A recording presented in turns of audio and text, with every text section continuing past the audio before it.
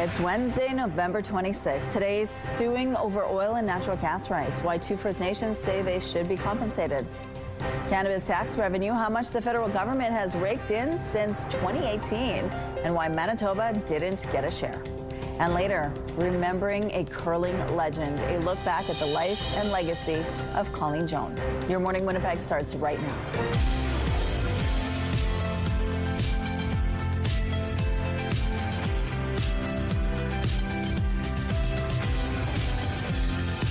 Good morning, Manitoba. Happy Wednesday to you. Thank you so much for being with us here on Your Morning Winnipeg. We have a lot in the next 3 hours for you. Ainsley McPhail is going to give us some important reminders on what to do with your vehicle at this time of year. That's the time to think about, we don't have any snow yet, but it's going to come. And so you need to think about snow tires. You need to think about oil changes. I did it. I did my snow tires as well. It's such a good feeling, but there's no snow out there yet. Yeah. But it's coming, right? Well, we know it will. We saw a few flakes yesterday. No, there's not like a lasting amount of snow, and we're still not likely to see a lasting amount of snow over the next couple of days. But we still could see a few more flakes today. And there was, I don't know if you remember, like a couple weeks back, there was a little bit of a snowy night there. And it was a little bit slick too. So certainly we've had moments of that type of weather. And now that it's starting to get a little bit colder, we're certainly likely to see more of those moments. By colder, I mean we're still above seasonal. -4 is where we're sitting right now. There is a breeze again this morning. It's out of the northwest, 22 kilometers per hour. The pressure is rising. The humidity is sitting at 82%. Now, we've got the extra clouds. There will perhaps be a few flakes of snow here or there. Looking at the satellite image, we're not really seeing much of that in Manitoba. A little bit of that activity just off to the east of us through parts of northwestern Ontario. But as I flip ahead to the Futurecast, which will show how things play out over the next couple of days, you will see that there's places that could very well see a few scattered flakes of snow. And that includes us right here in Winnipeg. Now, we might also enjoy moments of sunshine, but that possibility of scattered flurries is certainly there, and that'll be the case not just through the day, but into the evening, overnight, maybe even still lingering tomorrow. We'll start to see a little more of that sunshine as these clouds begin to clear out a little bit, but kind of a mix of sun and cloud, and then that possibility of, like I said, not a lasting amount of snow and not a massive amount by any means, but a few flakes here or there. And the colder temperatures are certainly starting to make their appearance known, especially as we continue on through the rest of the week. And it does still look like we could be getting into those minus double digits once we're looking toward the end of the week, at least getting close to that, or into the start of next week, certainly a little bit below seasonal. Thank you, Terry. Two Manitoba First Nations are suing the federal and provincial governments over oil and natural gas rights. In a claim filed last week, they say the rights were given away without proper consultation. CTV's Harrison Shin explains. Two Dakota First Nations in Manitoba are suing over oil and gas rights, saying if the province or the feds won't come to the boardroom, they will meet in the courtroom. The word Dakota means the allies, so we're very much wanting to be allies, and it seems where provincial and federal governments are not so quick to come to the table with us. The Chinukbukpa Dakota Nation and Dakota TP First Nation here in southwestern Manitoba say their rights were given away. The claim concerns the subsurface rights of Manitoba's portion of the Williston Basin, which spans Alberta, Saskatchewan, Manitoba, even 3 states, Montana, North and South Dakota. The First Nations say the government gave away their rights without consultation. They are asking the Crown's portion of subsurface rights to be transferred to them and damages to account for the, quote, loss of past, present and future use. The value of the oil and gas extracted is well over $1 billion a year in Manitoba. The Dakotas have never been compensated, and the Dakotas have never participated in any of that oil and gas activity. Trippier emphasized private property owners are not their targets. Manitoba currently, there are no consultation engagement agreements with the First Nations on the oil patch. We aim to change that. Chief Pache says the court case might compel the governments to come to the table. We are rights-bearing communities, not a political organization or incorporated entity, but the actual First Nation is the rights-bearing communities. Harrison Shin, CTV News, Winnipeg. The province says they are unable to comment since the matter is before the courts. The federal government did not respond to our request for comment. The province is warning this summer's wildfires could make a comeback next summer. Even though it's now late November, there are still 66 active fires burning in Manitoba. 10 are getting a full response by the province. Officials say a decent snowfall should extinguish many of them. However, it's possible some could burn underground, where moisture from rain and snow can't reach them. Then, when conditions warm up and dry out, those fires could flare up again. The province says it will fly over higher risk areas in the spring to monitor for any early activity. The Premier is promising a man living with a rare degenerative disease his $300,000 a year treatment will be covered. It comes one day after the health minister shot down a request for provincial funding. We have been in touch with Roche, the drug company that had been providing this medication, and I gather that there's some progress being made, and so I'm happy to share with the House and with all Manitobans that you are going to get the coverage of this probably for another year, as we push to make sure that the federal drug regulator does their job in gathering the evidence of this next step. 30-year-old Jeremy Bray lives with spinal muscular atrophy and is using a medication called Risdiplam to treat it. Bray's treatment costs upwards of $300,000 a year. But in a couple of weeks, his free coverage from the manufacturer will end. Health Minister Uzuma Azaguera says they will keep working with the manufacturer and the Canadian Drug Association on coverage plans. Despite the Premier's pledge, it's not yet clear who will be paying for Bray's treatment. Clear to me, it wasn't clear to anyone in the chamber, and it's not clear to Jeremy. I just got off the phone with him about half an hour ago, and he said he is unclear of the details. He just said that they're going to work on some sort of coverage. He was at the HSC hospital actually getting some more tests done, and he's unsure. The Premier says a lot of the work on files such as this happened behind the scenes, and his administration is continuing to work with the drug manufacturer. A young person in Toronto has been arrested and charged in a terrorism case as a result of a cross-border police investigation. The RCMP says the charges include participating in the activities of a terrorist group by editing and posting ISIS propaganda videos and soliciting firearms for the purpose of carrying out a terrorist activity. The alleged suspects can't be identified because of their age. The federal and provincial governments have raked in more than $5 billion in cannabis tax revenue since it was legalized in 2018. Just over $1 billion of that went to Ottawa, while the rest went to provinces except Manitoba. Manitoba is the only one that doesn't take part in the federally managed cannabis taxation framework. A provincial spokesperson says this hasn't resulted in the loss of any revenue for our province. They say Manitoba has decided to collect cannabis tax revenue itself and then remit the federal share rather than wait for the feds to return the funds.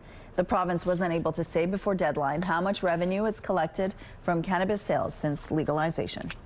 If you start your day with coffee, you might be doing your heart a favor. Researchers suggest it might protect against atrial fibrillation, a common type of abnormal heartbeat. A small study from the journal JAMA found indulging in a daily morning brew helped lower risk of recurrent AFib by nearly 40%. In addition to making you alert and physically active, caffeine can help block certain brain receptors that can help steady your heartbeat. It may also help lower blood pressure. But hold the espresso shots and energy drinks for now. The study only looked at moderate coffee use, not a caffeine overload, and not products with other ingredients. A pair of friends on a cold plunge off Vancouver Island met some of the local wildlife. Oh my God! Oh my God! Okay. The two friends, Andrew and Ennio, were in the water when the sea lion first appeared. They weren't sure what to do until the sea lion made the decision for them. It lunged at them, forcing them to run out of the water. And no one was hurt, and the sea lion took off after the encounter. Whew.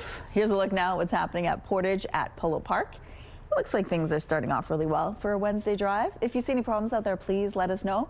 Text them to us at 10400. Let's go now to Ainsley McPhail, who's live this morning at Mr. Lube on Henderson. And it's time to think about winterizing your vehicle. Good morning, Ainsley.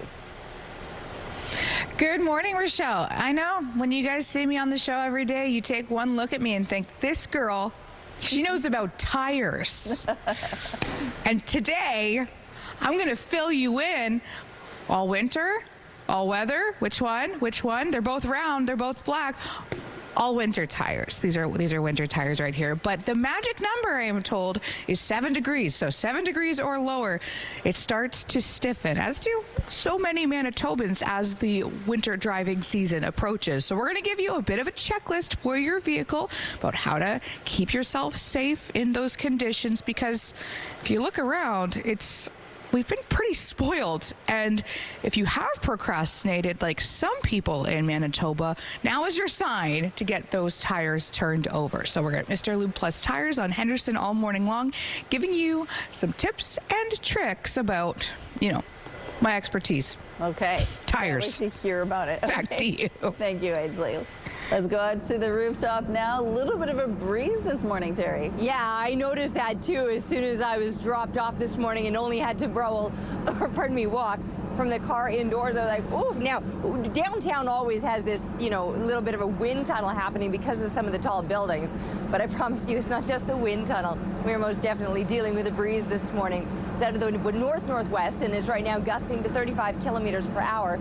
But our temperature is still well above seasonal, sitting at the moment -4. We're still very, very lucky because -6 is a normal daytime high. So even our coldest temperature so far this morning is still above a seasonal high. Now a normal low would be about -16, and we're not anywhere close to that.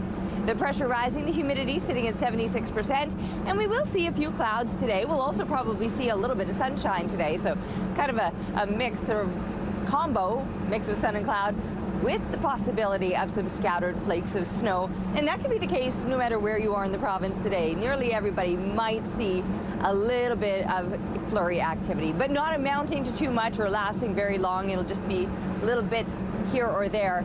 But it could happen still overnight as that system kind of continues. Not even a system, really. It's just, again, very unorganized, patchy moments of brief precipitation, but in flurry form because these temperatures are getting colder, and they will still keep getting colder as we continue through the rest of the week. We're taking a break right now. We'll be back with Your Morning Winnipeg. Weather is brought to you by Mr. Lube Plus Tires. Open late, ready when you are.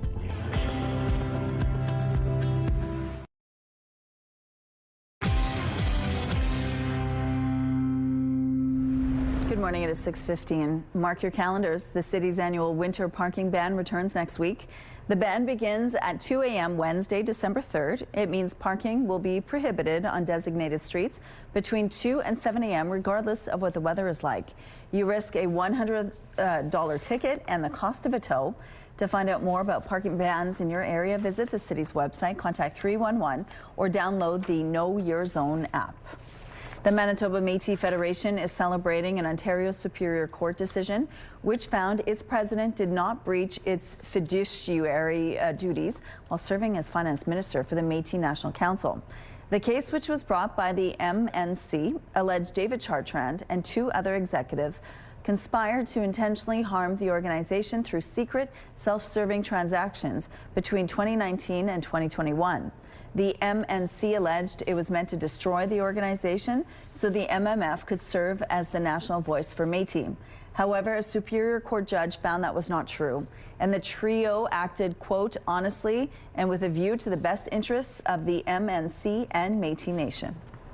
A landmark in southeastern Manitoba is gone. Earlier this month, the province demolished a fire tower in the town of Woodridge without notice, and the loss has left a hole in the community. CTV's Daniel Homerson explains. There aren't too many landmarks in the town of Woodridge, so when the historic fire tower that loomed over the southeastern Manitoba community was abruptly removed earlier this month, residents were outraged. All of a sudden you could hear bang, bang, bang, and they were just tearing it down. And people are going, like what? What's going on? No notice at all. Luann Hora and her husband Russ Rudy live just across Highway 210 from where the fire tower stood. They say it was an attraction for residents, visitors, and outdoor enthusiasts. People would go there, take pictures, have a picnic down below it. Kids would love it.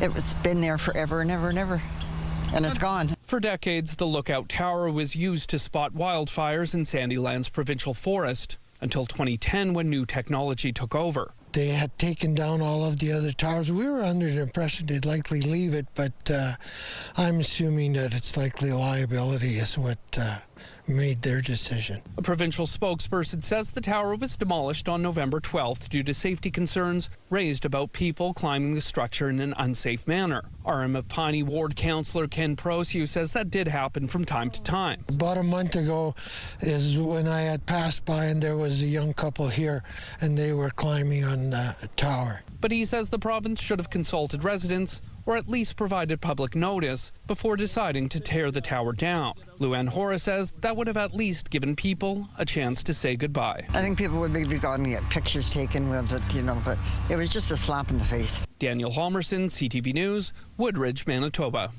A man from Toronto has been charged for allegedly claiming a $1 million group lotto win for himself. You're asked specifically, are you a member of a group?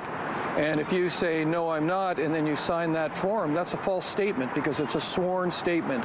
70-year-old Alex Perucha claimed the prize in the summer. At the time, a news release about his win said, quote, I double-checked my ticket and counted the zeros. When I realized it was a $1 million prize, I was overwhelmed. An audit later found Perucha should have shared the prize with 2 other people. He's now facing charges including theft and fraud. Perucha has denied the allegations. As for the money, a lawyer says he may end up with nothing if he's found guilty. Canada's steel and softwood lumber industries are expected to get some more help from the government. There are sectors, the auto sector, the steel sector, the lumber sector, the aluminum sector, that are under pressure. We care. We're acting in those sectors. There will be announcements this week to further support. Multiple senior government sources have confirmed to CTV News that Prime Minister Mark Carney will announce new measures today.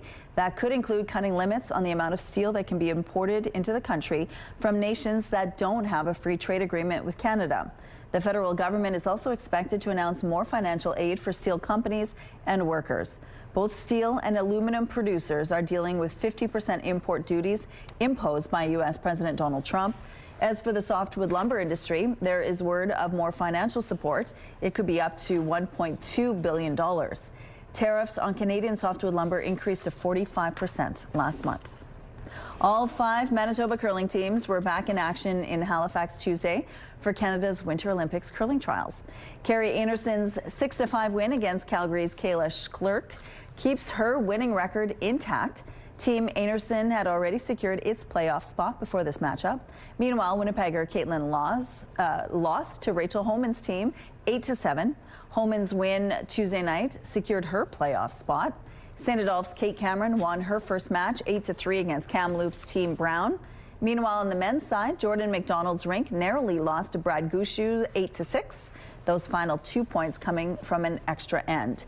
And Matt Dunstone suffered his first defeat of the tournament, falling 5-4 to Kevin Cooey. Some road closures to remind you about this morning. Following the rush, the northbound curb lane and southbound middle lane will be closed on Pembina between Dartmouth and Bison Drives. Expect lane closures on southbound Henderson Highway between Springfield and Slater. The northbound curb and middle lanes will be closing on Main Street from Market to Rupert following the rush. If you have any other traffic tips to share with us, please text them to us. Traffic is brought to you by Curtis Carpets, Manitoba's flooring experts. A look now through the Bathfitter Live Eye. Bathfitter, your bath and shower experts for more than 40 years. Esplanade Riel looking good. Looks like they're starting to get some frozen activity out on the Red River there just below. I was saying yesterday, though, where I thought I'd seen some ice, do not at all make any attempts. There's nowhere near surfaces anywhere in Winnipeg that would be safe to walk on, even if it looks like it's okay. Anyway, I just want that to be a reminder. They're most of southern Manitoba. We have not had cold enough weather. I know northern Manitoba is a bit of a different story, but getting back to these numbers this morning, we're well above seasonal. -16, a normal low temperature. Many of us sitting at -4 right now. We've got a couple of -5s here through west central Manitoba. A little bit colder off to the east, only by a few degrees, -8 in Kenora. And moving up into northern Manitoba, we do have a couple of minus double digits, but again, well above normal, because seasonal low temperatures this time of year would have you sitting at -20, and instead -12 is where you begin the day in places like Lynn Lake or in Churchill. Now, we will have some heavier clouds with some breaks in those clouds at times. So Mix of sun and cloud pretty much across the province with the possibility of some scattered precipitation. You can see a little more of that activity as we're looking off to the east. Some scattered flakes of snow could be moving through northwestern Ontario, but the possibility that we too see a few snowflakes along with pockets of sunshine.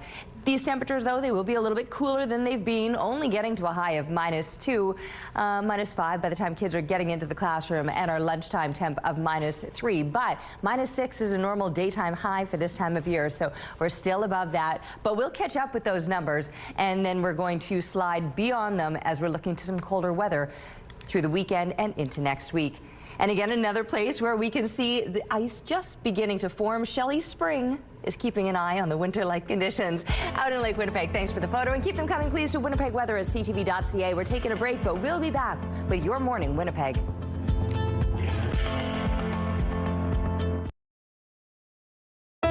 When you give a child a winter coat, you're giving a child the means to go to school on a cold day, a chance to play outside. When you give a child a winter coat, you're giving them the freedom to create warm winter memories, because no child should be freezing cold. Kids should be able to go outside and have fun. Donate to Coats for Kids. Drop off new or gently used winter wear at these participating businesses. Proudly sponsored by United Way Winnipeg and CTV. Good morning. Swimming sensation Penny Oleksiak, one of the nation's most decorated Olympians, has been suspended from competition for violating an anti-doping rule. CTV's John Venevali-Rao reports. Penny Oleksiak, neck and neck! A superstar in the pool, Penny Oleksiak is one of the country's most decorated female athletes, winning 7 Olympic medals. But her future in the sport now seems uncertain. It's unfortunate, but it's reality. It's rules. They take the rules of anti-doping very, very seriously. Oleksiak was not accused of doping, but rather failing to follow strict rules around athletes regularly reporting their whereabouts so they can potentially be tested. The International Testing Agency, or ITA, says 3 times she failed to provide that information. I don't know. Earlier this year, Oleksiak accepted a voluntary suspension while the matter was investigated. The ITA says she didn't contest the rule violation and has accepted the consequences. A 2-year sanction, meaning she'll be banned from competition until July of 2027. It's a very serious oversight, but it doesn't mean that she intentionally didn't want to be tested for doping. In fact, back in July, in an Instagram post, Oleksiak wrote, "I want to emphasize that this whereabouts case does not involve any banned substance. It's about whether I updated my information correctly. I am, and always have been, a clean athlete." In a statement, Swimming Canada wrote, "While we accept Penny's explanation these were inadvertent errors and she has not used banned substances, anti-doping regulations are in place to ensure a level playing field for all athletes. We will miss Penny on the national team and hope to see her back in the pool when she is eligible." Oleksiak's suspension will end a year before the next Summer Olympics. But experts say not being able to compete until then will make a return more difficult. A graduate student at McGill University believes woolly mammoths once roamed parts of Quebec and eastern Canada. And what's interesting is that range maps that have been made for woolly mammoths typically don't include Quebec or really most of eastern Canada. But with this discovery, we sort of confirm that they were around at least at that time period. And so we're effectively expanding the range of woolly mammoths northwards and eastwards into northeastern Canada. This is all based on the discovery of a mammoth tooth found in northeastern Quebec. It was found in 1878 and was thought to be a Columbian mammoth at the time. A re-examination shows it was actually a woolly mammoth. This makes it the most northeasterly woolly mammoth found in North America. Your Morning Winnipeg. Coffee is brought to you by Robin's Donuts, your favorite stop.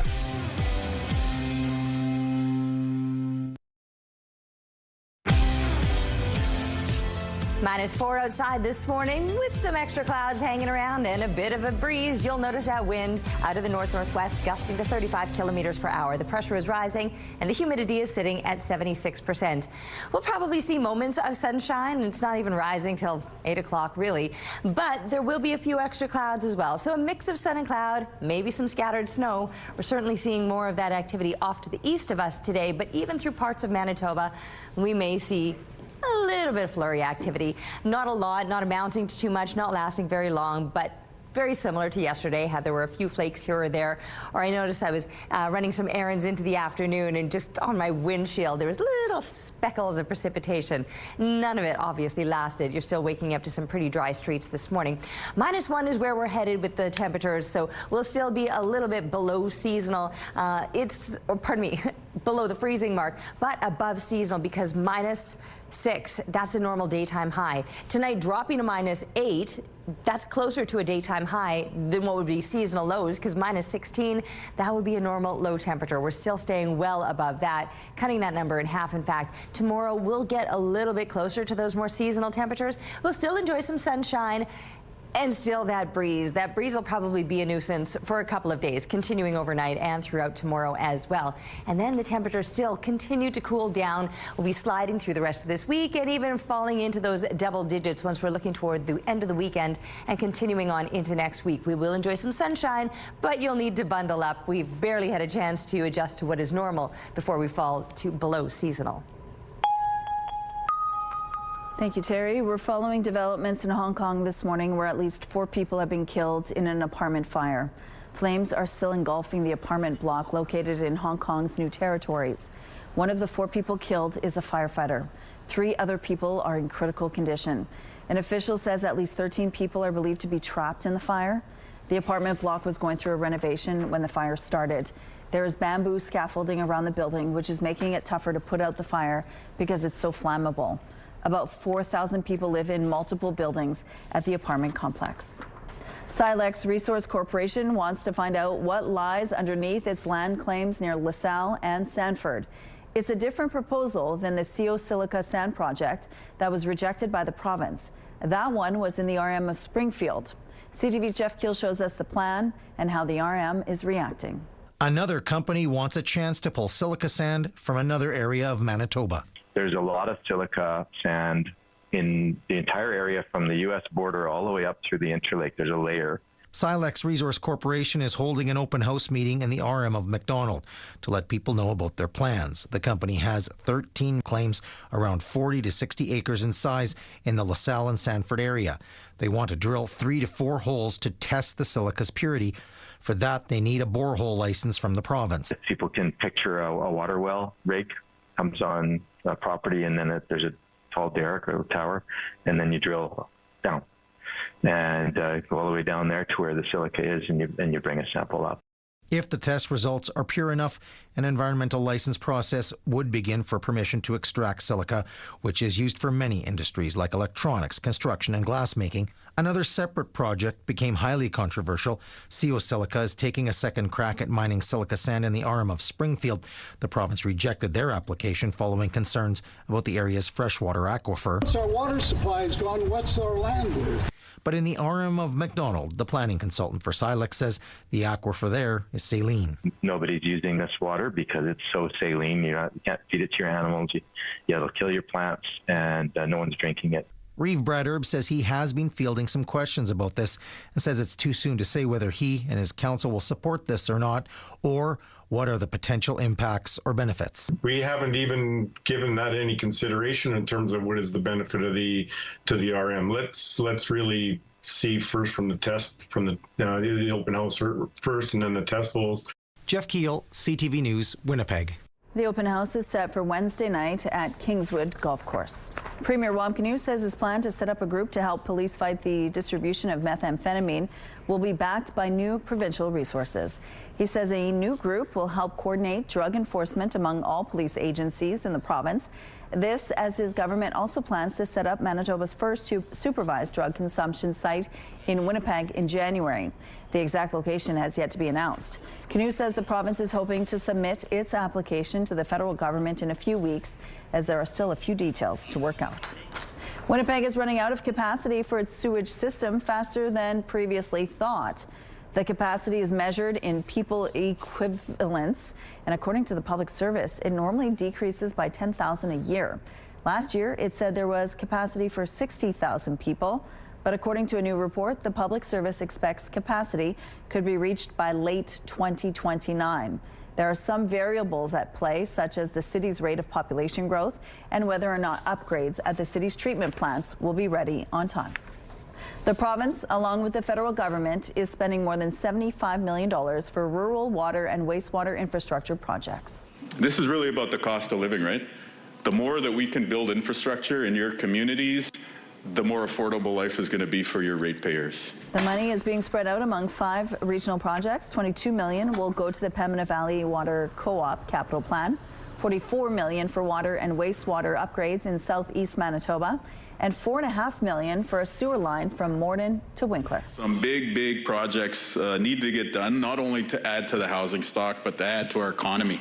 And when we look at what's going on with the guy down south, Trump and the tariffs, we're starting to see the impacts on our economy. So we need to build, and we need to build up Manitoba's economy to withstand those pressures. Jim Funk, the Reeve of Hanover, says with construction costs rising every year, the financial support will keep the project on track and ensure shovels are in the ground next year.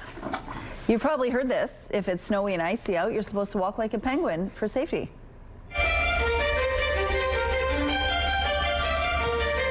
Well, these guys are proving it. These are the king penguins at the Calgary Zoo earlier this week. They were excited to get out in the fresh snow, and as you can see, they were shuffling along, especially as they went down this hill. So cute. Here's a look at what's happening now in traffic at Confusion Corner. Looks like things have picked up over here, as you can see, but overall moving quite well. We have no issues to tell you about at this point in the drive. Here's a look at your gas prices. The Canadian average is $1.34. The provincial average is slightly lower at $1.27. In Winnipeg, the average is $1.26. And the lowest price in the city is $1.14. All this info is on GasBuddy.com.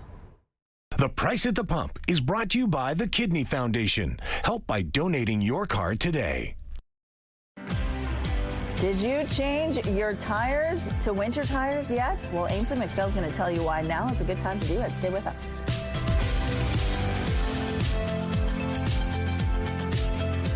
Clouds hanging over us this morning. It's not the clear start to your day that we maybe enjoyed earlier in the week when we were seeing a little more sunshine, and that also means that we may not get that day glow or the visual effect of it quite the same way, because the heavier clouds do tend to put a bit of a damper on that or delay that bit of glow that we would see typically almost an hour in advance of sunrise on a clear day. But obviously today is not that clear day. It's not a cold day by any means. It's cooler. -4 is where we're sitting right now, and it's windier. Those north-northwest winds are gusting to 35 kilometers per hour. The pressure is rising. The humidity is sitting at 76%. I say cooler, and it will be with our temperatures still a couple degrees below the freezing mark once we're reaching that high temp today, but still well above seasonal. I mean, -6 is a normal daytime high, and we're already above that. We'll likely still make a couple of degree gains, ending up at about -2 for later on this afternoon. We'll have some clouds, but some pockets of sunshine to enjoy here or there. There is also the possibility of a few scattered flakes of snow, so chance of flurries off and on through the day. Winds will remain strong overnight and still through tomorrow, and the temperatures will continue to cool down as we move through the rest of this week. Right now, we're moving over to Ainsley McPhail to find out where she's at and what's going on. Hey, Ainsley. Good morning. I heard you say cool down. So when it does cool down, it is now the time to think about getting those winter tires. Devin Rock joins me now to tell us all about when you should do it. And I think, Devin, it's now. Yeah, so right now would be a great time to do it. Anytime it's below 7 degrees Celsius is when you would want to change over to a winter or all-weather rated tire. The main difference there is that the winter tires or all-weather tires are going to have a softer rubber, so it's going to help grip the road in those wet, snowy, and icy conditions there. So MPI themselves, so what they do recommend is anything with a 3-peak mountain snowflake symbol, so that would indicate that it's safe for winter driving, which would also be the winter tires and the all-weather tires. We have some examples here to show you. So these two here would be 2 different types of winter tires. These would be considered as symmetrical. Basically, they just help disperse water and ice a little bit different there. And then these two here would also be all-weather tires, just 2 different types, one for a truck and one for a passenger vehicle. Both of these would be great options to even go onto MPI's winter tire program there, and that is something that we can help you out with here as well. I can even tell just by by touching them. I don't touch tires very often, I should say. But I also noticed the studded bits. How common are studded tires? I would say about every 1 in 5 customers do get studded winter tires there. The main benefit of studded winter tires, especially if you do a lot of highway driving there, if you ever encounter any black ice or anything of the sort, it's going to help with any unpredictability in the vehicle. If you ever get caught sliding or slipping or anything like that, the studs in the tires are actually going to help grip the ice so you can help control the vehicle better. I bet there's people who just put winter tires on for the whole year. Should we be doing that?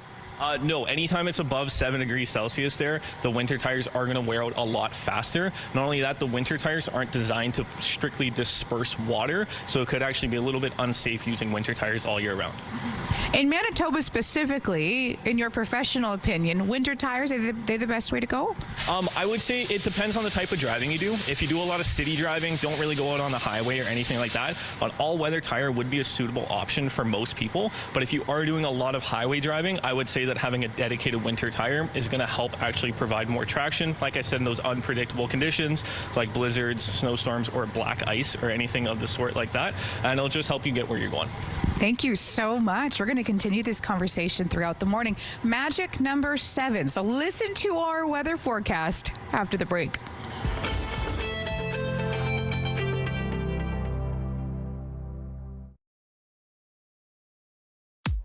Looking at the early markets, the Dow Jones rising higher overnight. The Nasdaq and S&P index also making positive gains. The loonie is trending higher at 71 cents U.S. The Hang Seng made a small adjustment. The Nikkei index jumped 899 points. Good morning. It is 6:46. A new report is pushing to have an alert system for missing Indigenous women and girls up and running next year. And this initiative to have alerts and supports available for the woman is going to go a long ways to helping women feel safe, feel protected, and feel loved. The 40-page report includes a comprehensive blueprint for a province-wide red dress alert system. It calls for clear criteria to initiate an alert and accessible communication for remote communities. The report also said the system should be run by a standalone Indigenous-led organization. We know that the first few hours after a person goes missing are critical to finding them. That is why the Red Dress Alert system, which would let the public know when an Indigenous woman, girl, or 2S LGBTQIA+ person is missing, is so important and could help in ending the national crisis. The report lists June 2026 as a possible launch date for the system, but notes it's contingent on federal and provincial support. Both levels of government previously announced funding last year to lead the development of a pilot system. Many Winnipeggers are raking well into November thanks to the warm weather, and with leaves still lying on the grass. Some want the city to extend next year's yard waste collection past the end of October. CTV's Joseph Bernacki has more on the impact of the late cleanup. Charleswood resident Bob McWilliams says he never expected to be raking autumn leaves this late. It's just lasted a little longer this year because of the warmer weather. He's noticed many of his neighbors still cleaning up their yards as the city waits for the first lasting snowfall. He says the trend in late warm weather seems to be continuing, so the city of Winnipeg should extend their curbside leaf collection next year.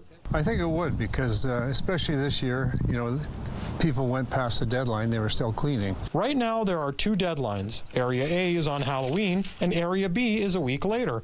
And it's not just residents staying busy with their yards.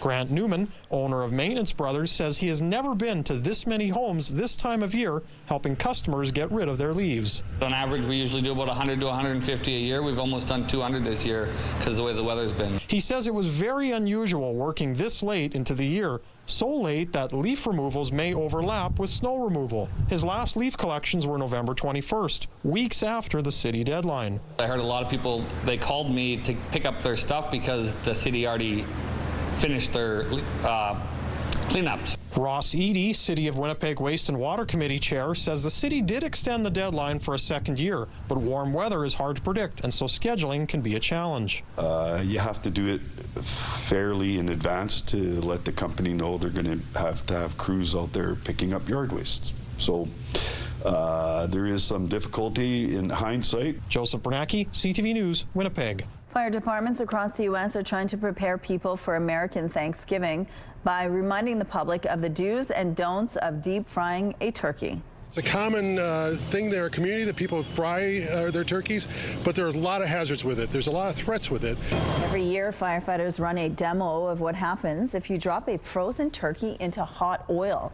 They want to remind the public to make sure the bird is completely defrosted and dried off before it goes into the oil. Otherwise, that oil may overflow and burn everything around it.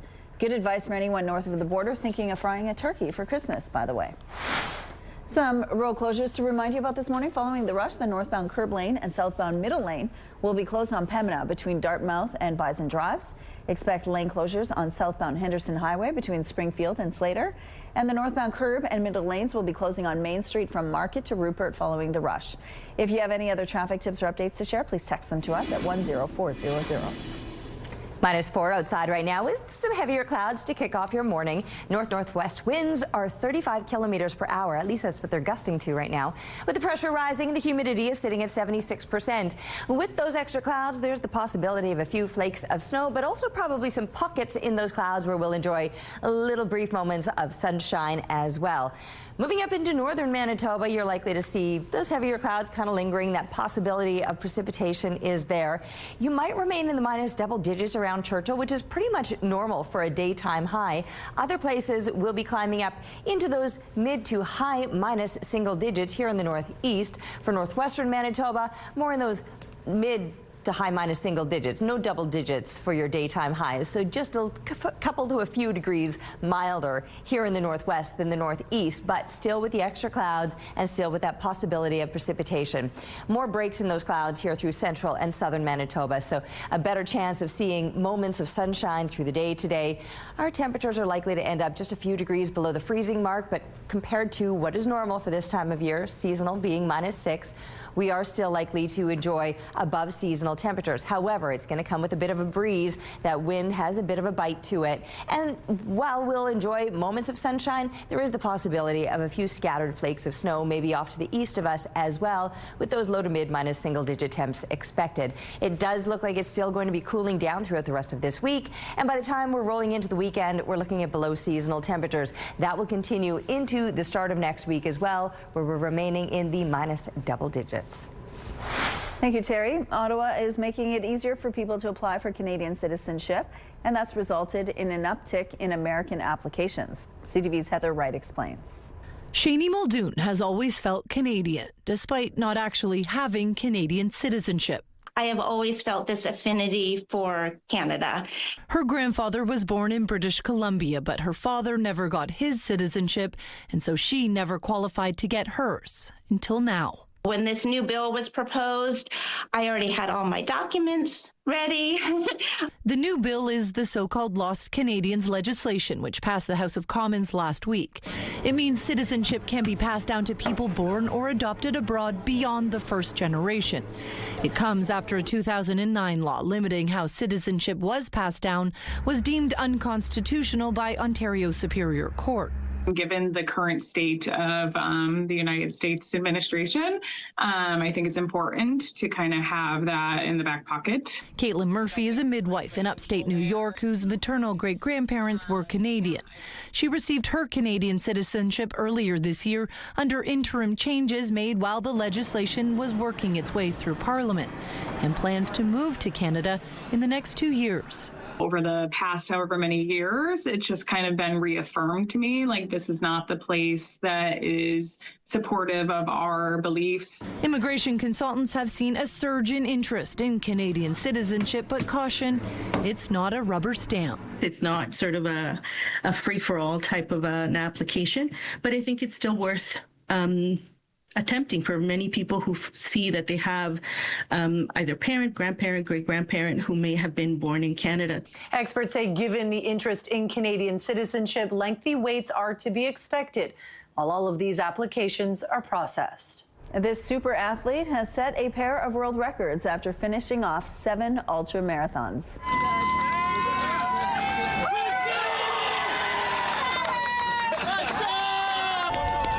Christian Brown Johnson set a new record for the fastest average time to run 7 50-kilometer ultra marathons on 7 continents. He also broke a record by pulling all of that off in just 6 days, 10 hours, and 24 minutes. The extra challenge is the conditions for these marathons. Some were run in nearly 35-degree heat, and the one in Antarctica in lows of minus 27 Celsius. The curling community is mourning the death of legendary skip Colleen Jones, who passed away Tuesday morning in Nova Scotia. The world champion, with an effervescent personality, was a fixture on the ice and in Canadian sport. CTV's Paul Hollingsworth has more on her life and legacy. Colleen Jones, a little redirect. A two-time world and 6-time Canadian women's curling champion, Colleen Jones dominated her sport in 5 separate decades. She's going to get a break here for 1-2 for 3. In a statement, the CEO of Curling Canada said Jones was driven to succeed, but it was her kindness and grace off the ice that stands out as her curling peers look back on her life. She was that kind of person that was just magnetic. Whenever she was in the room, she would draw your attention.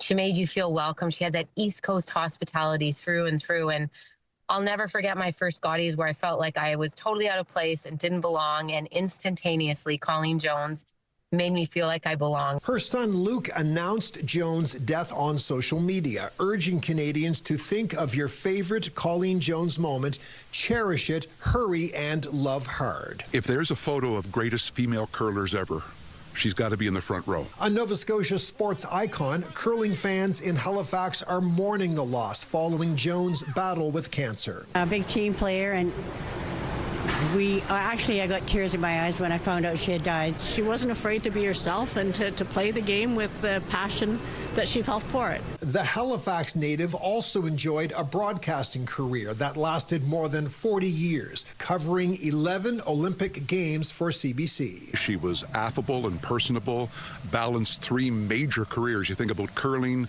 familyhood, motherhood, and a broadcasting career that was of national renown. A remarkable woman who left a huge mark. Her storied career was punctuated with the highest of honors. Colleen Jones was inducted into Canada's Sports Hall of Fame, the Canadian Curling Hall of Fame, and the Nova Scotia Sport Hall of Fame. She was also appointed to the Order of Canada. Colleen Jones was 65. Paul Hollingsworth, CTV News, Halifax. All right, we're going to take a break here. We'll be back after this.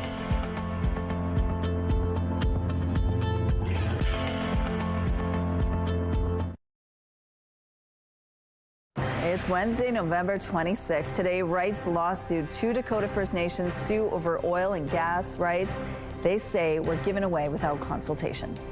Plus, parole outrage. Premier Canoe urges stronger sentences and new oversight after serial killer's statutory release. And activity drop. A national report shows less than half of adults meet weekly fitness guidelines as winter sets in. Your Morning Winnipeg starts right now.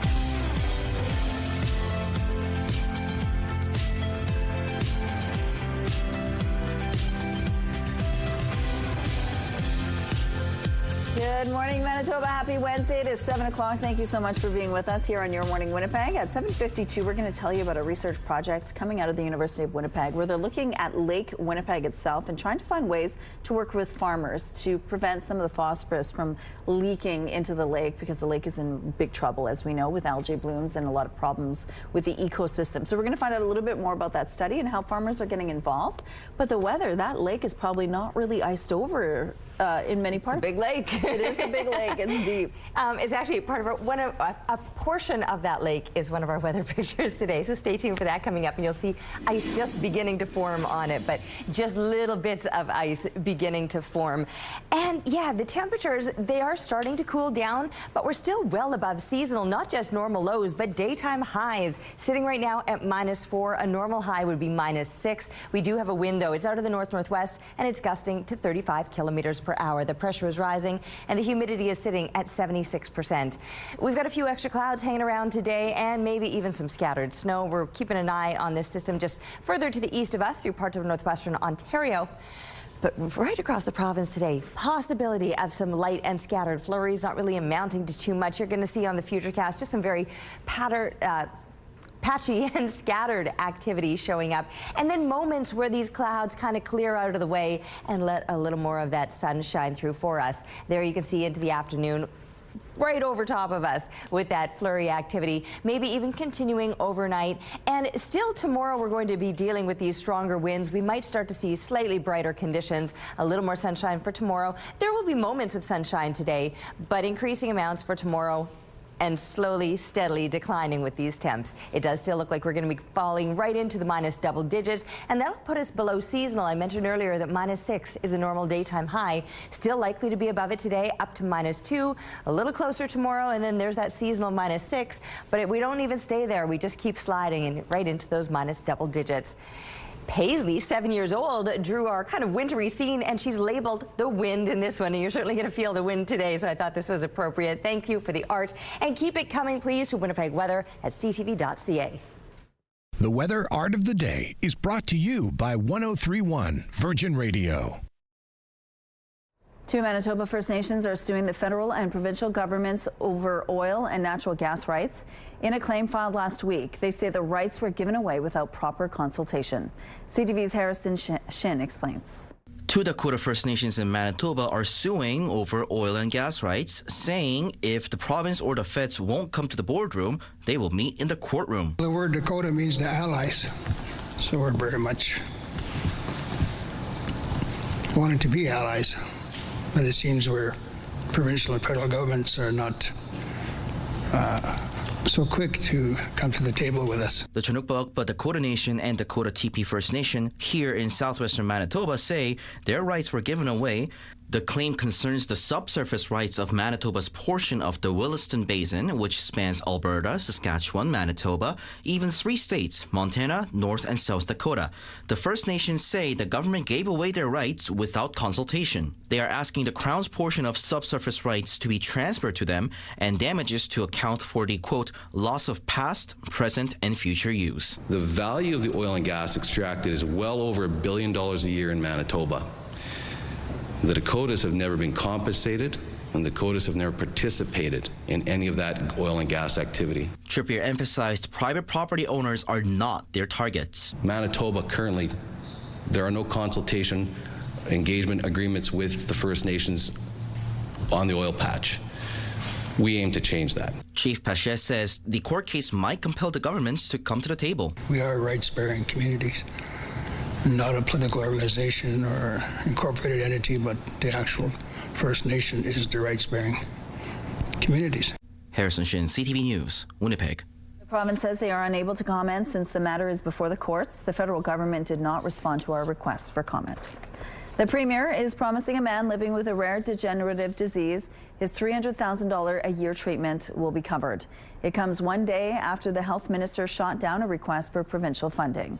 Have been in touch with Roche, the drug company that had been providing this medication, and I gather that there's some progress being made, and so I'm happy to share with the House and with all Manitobans that you are going to get the coverage of this probably for another year, as we push to make sure that the federal drug regulator does their job in gathering the evidence of this next step. 30-year-old Jeremy Bray lives with spinal muscular atrophy and is using a medication called Risdiplam to treat it. Bray's treatment costs upwards of $300,000 a year. But in a couple of weeks, his free coverage from the manufacturer will end. Health Minister Uzuma Azaguera says they will keep working with the manufacturer and the Canadian Drug Association on coverage plans. Despite the Premier's pledge, it's not yet clear who will be paying for Bray's treatment. Not clear to me. It wasn't clear to anyone in the chamber, and it's not clear to Jeremy. I just got off the phone with him about half an hour ago, and he said he is unclear of the details. He just said that they're going to work on some sort of coverage. He was at the HSC hospital actually getting some more tests done, and he's unsure. The Premier says a lot of the work on files such as this happened behind the scenes, and his administration is continuing to work with the drug manufacturer. Manitoba Premier Wab Kinew has written a letter to Prime Minister Mark Carney asking for stiffer sentences for repeat or serial killers and changes to the parole system. Kinew cited the release of Sean Lamb, a man who pleaded guilty to manslaughter in the 2012 deaths of 2 Indigenous women and was later sentenced to 20 years. Lamb was released earlier this month under statutory release, a federal law that allows most inmates to be automatically released after serving 2/3 of their sentence. Canoe says the release seems to suggest that society places more concern on the well-being of a serial killer rather than their victims. Canoe's 2-page letter includes a call for stronger sentences under the criminal code for serial killers. It also asks for a review of the composition of the parole board so that it reflects diverse perspectives and some sort of oversight for parole board decisions involving serious violent offenses. 4 more arrests have been made in connection to the stunning Louvre robbery last month. 2 men and 2 women are in custody, although the Paris prosecutor did not reveal what role they played in the robbery. On October 19th, 4 thieves made off with French crown jewels worth over $100 million in a brazen daylight heist. So far, there is still no trace of the stolen jewels. The Winnipeg Blue Bombers have signed a quarterback who earned a Super Bowl ring with the Los Angeles Rams a few years ago. The Bombers announced Tuesday that they'd signed Bryce Perkins. He split his college career between Arizona State and Virginia, where he set a school record for single-season offense. He signed with the Rams in 2020 and appeared in 5 games as part of the team that won Super Bowl 56.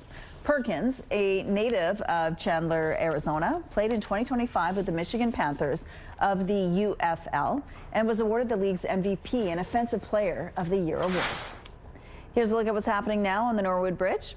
Looks like things are moving quite well over here. We have no issues to tell you about in this part of the city, but a crash has knocked down a traffic standard at Pembina and Kirkbridge. The westbound median lane is blocked by a repair crew, and a crash has also partially blocked the southbound median lane at Dunkirk and Fermor. So be mindful of that as you head out this morning. If you have any other traffic tips, please text them to us at 10400. Energy and Natural Resources Minister Tim Hodgson is set to brief BC Liberal MPs today on the government's expected energy deal with Alberta. The move comes after BC Liberal MPs last week said any deal involving a pipeline to the West Coast would need consent from First Nations and the BC government. U.S. stock futures climbing as rising expectations for an interest rate cut help carry traders' newfound optimism into the Thanksgiving break. The S&P 500 was set to extend a 3-day, 3.5% rally marked by broad sector gains. The U.S. benchmark also found technical support by reclaiming its 50-day moving average. NVIDIA, though, is heading for another daily loss. And Prime Video has planned 15 hours of exclusive live sports broadcasts for Black Friday, including the PGA Tour Skins game, a Bears versus Eagles NFL game, and a pair of NBA Cup contests. The day's events begin at 9 a.m. Eastern Time with the Capital One Skins game. Amazon will feature various sponsorship activations throughout the day. Those are your morning business headlines. For BNN Bloomberg, I'm Roger Peterson. Let's go back now to Mr. Lubes Plus Tires with our Ainsley McPhail. We're talking about how to winterize your vehicle and get ready for winter roads. Good morning.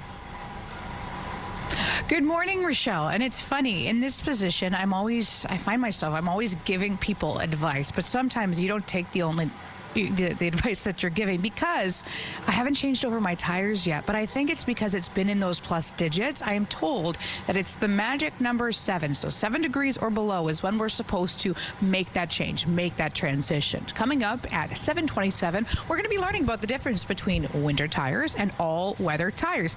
These here are all-weather tires. We're also going to be giving you a winter tire checklist. So air pressure being one of those things. The rest, I'm not exactly sure. I'm going to have to ask that myself. We're also going to pop the hood and be learning about other ways to winterize your vehicle, some of the fluids that we need in there, and maybe even learning about some of the things that should be inside the vehicle should you find yourself in a Manitoba emergency. Stay with us throughout the morning. Okay, thank you, Ainsley. Let's go out to the rooftop now. How's it feeling out there? A little breezy? A little bit breezy. Definitely noticing those winds this morning. And that's where the bite comes from, is that bit of a breeze. But the temperatures themselves, they are still well above seasonal, even though it's cooler than it's been. I mean, certainly it's going to take some adjusting. Keeping in mind, it was just a few days ago, back on the weekend, that we were in the double digits as far as daytime highs go. We were breaking records. We're not going to be doing that anytime soon, but we're still above what is normal for this time of year. That breeze, yes, you'll notice it, 27 clicks out of the north-northwest. The pressure is rising, and the humidity is sitting at 75%. We've got some heavier clouds hanging around this morning. We'll probably see them breaking up little bits here or there, letting some sunshine through, but the sun is nowhere near up. That's not even happening until almost 8 o'clock now. So once it does, in fact, rise, we'll have moments of sunshine, but with these heavier clouds, there's also the possibility of some lightly scattered flurries. Right up into northern Manitoba, those heavier clouds will be bringing some precipitation as well, and even off to the east of us through northwestern Ontario, around the Fort Frances area, you can expect a little bit of snow. And then through the rest of this week and weekend, these temperatures continue to drop off. So while today will still be above seasonal, getting to a high of about -2, -6 is normal for this time of year, and by about Thursday, that's the number that we're hitting. Following that, the temperatures continuously drop off, and it will be much colder and below seasonal as we're looking at double digits this weekend. Weather brought to you by Blinds Are Beautiful, helping your home get holiday ready with blinds from Hunter Douglas.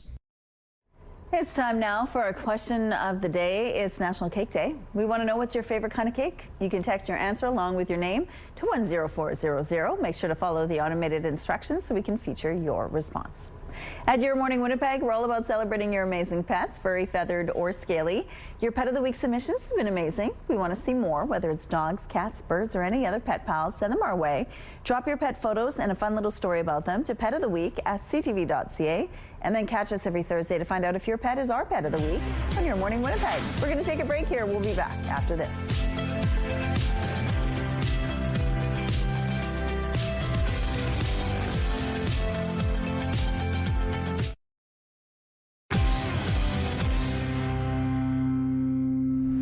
Good morning. A 28-year-old man is facing charges after a brutal assault at a St. Boniface gas station. Police say it all began when a woman backed her vehicle into another car at a gas station on Legimaziad Boulevard in the early morning of November 2nd.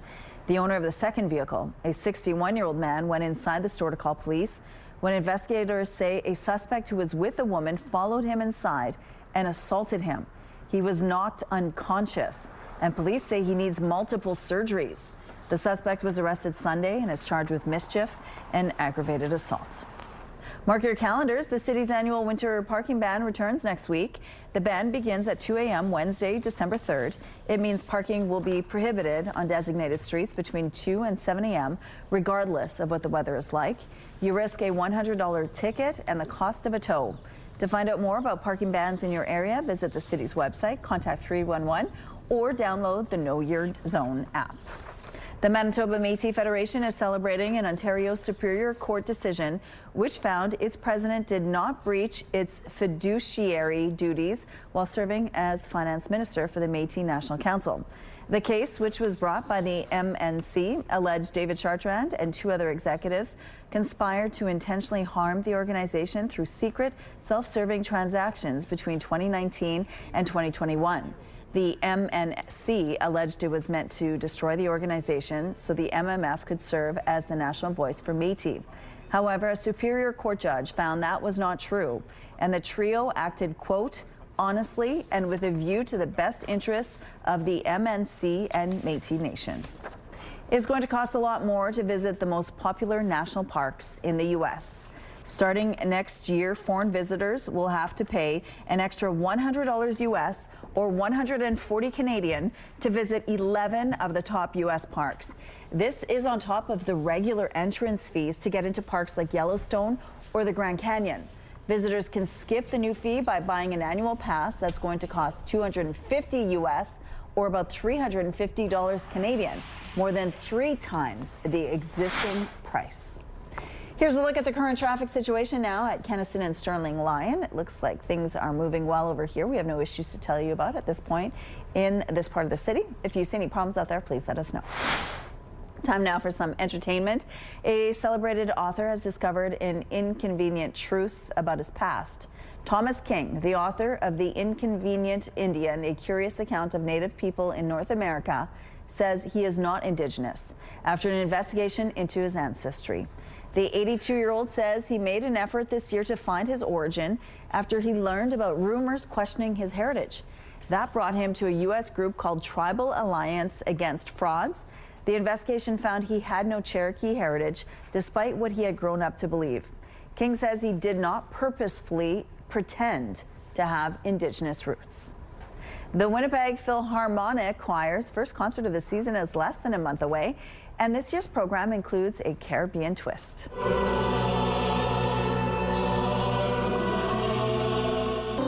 Christmas with the Phil, Let There Be Peace on Earth, kicks off on December 14th at Crescent Arts Center. The adult choral group will be joined by members of the High Life Steel Orchestra playing the steel pans, instruments repurposed from oil drums. Also joining them on stage will be 2 choirs from school divisions in the city. Showtime is at 3 p.m. with another performance at 7 p.m. Tickets are available on the choir's website. When Sir Paul McCartney calls, the answer is usually an easy yes. The Paris-Port Dover Pipe Band shared the stage with the former Beatle during his show in Hamilton last week. They were there to play the Wings hit Mull of Kintyre. This was actually the 4th time the pipe band has played with McCartney, but for some of its newer members, it was a brand new experience. Beat the midweek blues with some great entertainment starting at 7 with Shifting Gears and The Big Bang Theory. Georgie and Mandy's First Marriage is on at 8, and at 30, catch up with The Amazing Race. It's all right here tonight on CTV. The CTV Primetime lineup is brought to you by Strictly Amish, exclusively in Arborg, Manitoba. And Stranger Things kicks off today, Terry. A lot of people are probably excited about that happening as well today. I know you were talking about that. You were sharing that information with me yesterday, and then I was at the hair salon and people there were talking about it. This is a thing. Oh, it is. My daughter is catching up. She's 2 episodes into the last season, so we're ready to get started tonight. That's when you let her like skip school, right? Yes, exactly. She's not coming in today. All right, here's a look now through the Bath Fitter Live Eye. Bath Fitter, your bath and shower experts for more than 40 years. We do have a few extra clouds hanging over the city right now, but the temperatures, they're still well above seasonal, especially when you compare what we're sitting at right now to normal low temperatures. But even if you were to compare it to a seasonal daytime high of -6, you can see most of us are already above that number. Actual lows, those would be around -16, so well above that this morning. As we take a look right up into northern Manitoba, it's going to be mild as well. You are in the minus double digits through most of northern Manitoba, but around minus high teens and low 20s would be typical morning temperatures. So even though it's a little bit cooler up north, your 2 are still above seasonal. There will be heavier clouds across the entire province, maybe a few scattered flakes of snow. You can certainly see that activity right now as we look off to the east of us through parts of northwestern Ontario. When the school bus rolls around and takes the kids into school, you can expect -5 as they're getting settled into the classroom. So this temperature where we're sitting right now might still drop off a degree, but then it starts to rise -3 by lunchtime and a high today of -2. So yes, above a seasonal high of -6, but a little bit cooler than it's been, and it will still keep getting cooler yet. We're sliding back to those seasonal temperatures in just a couple of days' time, and we continuously fall after that as we're looking at double digits by the end of the weekend and into next week. The possibility of those few flakes of snow today, really the only sign of precipitation we're seeing, although with some heavier clouds Friday, we might see a flake or 2 of snow then too. And our weather picture, Director Kim, she's like, well, what part of Lake Winnipeg? I actually don't know. Shelley didn't specify. And she's like, Kim was like, it's a big lake. Anyway, on this particular portion, I don't know where this is, but you see the ice beginning to form. Thank you, Shelley, for sharing this photo with us. And keep the pictures coming, please, to Winnipeg Weather at ctv.ca. Thank you, Terry. According to a new poll, most Canadians think they can successfully avoid getting scammed. But that overconfidence may lead to more people falling victim, especially during the holiday season shopping time. CTV's Dave Charbonneau reports. It's invasive and it's annoying. Whether by phone, text, or email, scams have become part of everyday life for Michelle Valancourt. Yeah, I get about three per day now. I get 3 on emails and on texts and phone calls. I get 1 every day on my phone calls. A new RBC fraud awareness poll shows 86% of Canadians think they can spot a scam, but 25% have still fallen for one. And this holiday season could be even worse as AI technology leaps into social media and internet feeds. I'm a little worried what's coming with this AI. I'm getting really worried about that, but I'll be really careful. Like, I won't deal with anybody.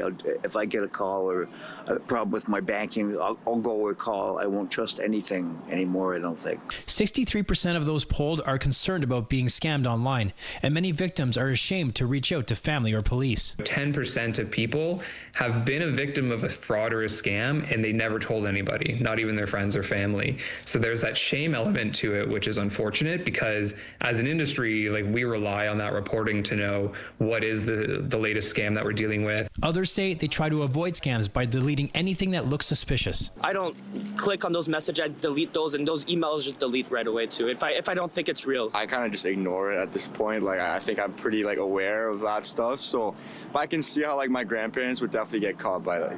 I just delete it right away. Yeah. I mean, there's no point in opening it, responding to it. It's annoying, but I just delete it right away. Experts warn that shoppers need to focus to stop and reflect on what they click on online, especially during the holidays. But for many seniors who might be less familiar with technology, they are usually the main target of scammers. You pick on, seniors who are prone to all this kind of stuff and don't pay a lot of attention to it. I just think it's terrible. And now that avoiding scams is almost a daily routine for many, some simple advice. If you initiate something, then it's probably okay.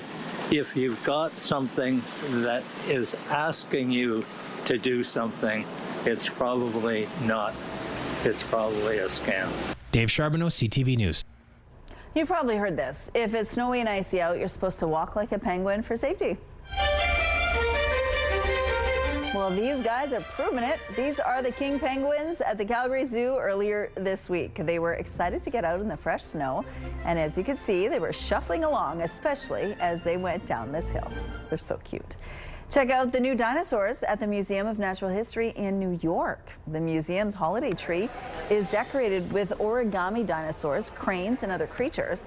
The origami holiday tree is a tradition dating back more than 40 years.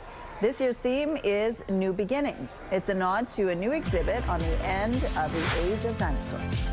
Coming up, changing your tires. It's the season. We're going to find out more on the difference between all winter tires or winter tires. Stay with us. Okay, there's a difference between all weather tires and winter tires. Good morning, Ainsley. Tell us more. Good morning. Turning to the experts, we're Mr. Lube Plus Tires. Devin Rock's joining me once again. And the difference between all weather, all seasons, and our winter tires. You have a display for us here. What are we looking at? So these are going to be 4 different types of all-weather tires here, just for different types of vehicles there as well, and also just depending on the type of driving that you do. So just on the left side here, what we have is going to be an all-terrain or all-weather tire that's going to be mostly for trucks. This is going to be a good option for anybody that does a lot of gravel roads, lots of highway. The deep tread is going to allow the gravel to go in between, so your tires last a little bit longer. This one here is going to be mostly for an SUV. These are really good in the highway, and they're going to be really good on city driving as well. And then these ones, once they do warm up, especially on highway, they're going to grip the road a lot better. So if you do run into any unexpected circumstances like snow, blizzards, or ice, it's going to help you get where you're going. This is also going to be another option for SUVs. This is going to be a little bit more aggressive. Same thing that's on the left side there. This is going to be good for any kind of gravel driving or anything of the sort like that. It's going to allow the gravel to get in between the treads so they don't chew up your tires and wear them out a lot faster. And then this one here is going to be a good tire just for overall city driving there. The actual display of the tread is going to help disperse any snow, ice, or water, which is going to allow you to grip the road a lot better, especially in those poor conditions. The tire itself, we talked about winter tires earlier. What's the difference? So the main difference between winter tires and all-weather tires is kind of in the name. All-weather tires you can use all year round, but they still have a winter rating. So the difference between an all-weather and an all-season, the all-season don't have a three-peak mountain snowflake. The three-peak mountain snowflake symbol on the side of the tire does indicate that it's safe for winter driving. All these tires here would have that symbol on them, meaning that you can also apply them to the MPI winter tire program. So you can also put these ones on there and finance them through there as well. So say I'm telling myself, okay, I want to do all weather now. How do I pick? Yeah, so if you were to come to us, we'd ask you a few basic questions, like what kind of driving do you do mostly? That's going to be the most important one, so you can get the most money out of your purchase there. So for example, if you never went on the highway, you never left the city, anything like that, something like this might be a little bit expensive for what you're going to get out of it, so it might not be the best option. Where the other way around, if you do nothing but highway and nothing but gravel, if we were to put you in an option like this, it'd be doing you a little bit of a disservice. Devin, thank you so much. What kind of driving do I do? Passenger driving? Kenny, what kind of driving do we do? All right, well, thank you so much for that. And it's good advice, but we have no snow yet, so. We haven't, but she was saying 7 degrees. We're long past that, and we're not going to be seeing those kind of temperatures, I doubt. I mean, it would be a real shock to the system and a record breaker for sure if we managed to get those kind of temperatures again, although we were just there over the weekend, so I suppose it's not that far off. -4 is where we're sitting right now with north-northwest winds, 27 kilometers per hour. The pressure is rising, the humidity sitting at 75%. But this week, no, now we are down into the negative numbers. Minus temperatures expected all week long and cooling as we continue through the rest of the week. Even though we're still above what is normal for this time of year, we're not going to be cracking the freezing mark. It doesn't look like for any time soon. Heavier clouds kicking around this morning. Could come with a few flakes of snow. We've been keeping our eye on the activity just further to the east of us. So far, we haven't seen anything like that, and we may, in fact, enjoy moments of sunshine today. While we've got these heavier clouds, they'll likely break up at times, and we'll see glimmers of blue sky above. We will, however, deal with a bit of a breeze out of the northwest. That wind at times could be gusting to 40 kilometers per hour. That'll add a bit of an extra bite to what would otherwise be a well above seasonal day. -2 is where we're headed with the temperature, and then falling to -8 overnight. Well, -6 is a seasonal daytime high, -15 a normal low temperature. Tonight, though, we're still going to deal with those stronger winds and likely throughout the day tomorrow as well. Again, back to the sunshine through the day side, but slightly cooler temperatures, and from there it gets slightly cooler yet. We're back to the seasonal -6 with some heavier clouds Friday. And while we'll start to see a little more sunshine moving into the weekend and beyond, we're also going to start to see some double-digit temperatures, keeping us well below normal. Winnipeg is running out of capacity for its sewage system faster than previously thought. The capacity is measured in people equivalents, and according to the Public Service, it normally decreases by 10,000 a year. Last year, it said there was capacity for 60,000 people. But according to a new report, the Public Service expects capacity could be reached by late 2029. There are some variables at play, such as the city's rate of population growth and whether or not upgrades at the city's treatment plants will be ready on time. Silex Resource Corporation wants to find out what lies underneath its land claims near LaSalle and Sanford. There's a lot of silica sand in the entire area from the U.S. border all the way up through the Interlake. There's a layer. The company has 13 land claims around the area. They want to drill 3 to 4 holes to test the silica's purity. If results are favorable, an environmental license process would begin for permission to extract silica, which is used in many industries. Concerns over the effects on water quality and the local aquifer prompted the province to reject an application by a different company for a silica extraction project in the RM of Springfield. But in the RM of McDonald, the planning consultant for Silex says the aquifers there are too saline to use, even for plants or livestock. Reeve Brad Erb says it's too soon to say whether he and his council will support this or not.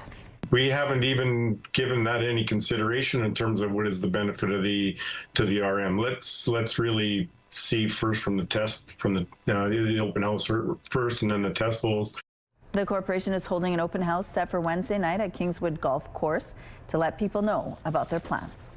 Fire crews this morning are still battling a massive apartment fire that has killed at least 4 people. The fire broke out several hours ago in Hong Kong. The apartment complex is located in the Tai Po district in the city's new territories. Officials have upgraded the fire to a level 5, which is the highest level. One of the 4 people killed is a firefighter. 3 people are listed in critical condition. Officials believe there are people still trapped inside. There are 2,000 units in this apartment complex, and more than 4,000 people live there. A young person in Toronto has been arrested and charged in a terrorism case as a result of a cross-border police investigation. The RCMP says the charges include participating in the activities of a terrorist group by editing and posting ISIS propaganda videos and soliciting firearms for the purpose of carrying out a terrorist activity. The alleged suspect can't be identified because of their age. The federal and provincial governments have raked in more than $5 billion in cannabis tax revenue since it was legalized in 2018. Just over $1 billion of that went to Ottawa, while the rest went to provinces except Manitoba. Manitoba is the only one that doesn't take part in the federally managed cannabis taxation framework. A provincial spokesperson says this hasn't resulted in the loss of any revenue for our province. They say Manitoba has decided to collect cannabis tax revenue itself and then remit the federal share rather than wait for the feds to return the funds. The province was unable to say before deadline how much revenue it's collected from cannabis sales since legalization. Here is your chance to own a piece of World Series history.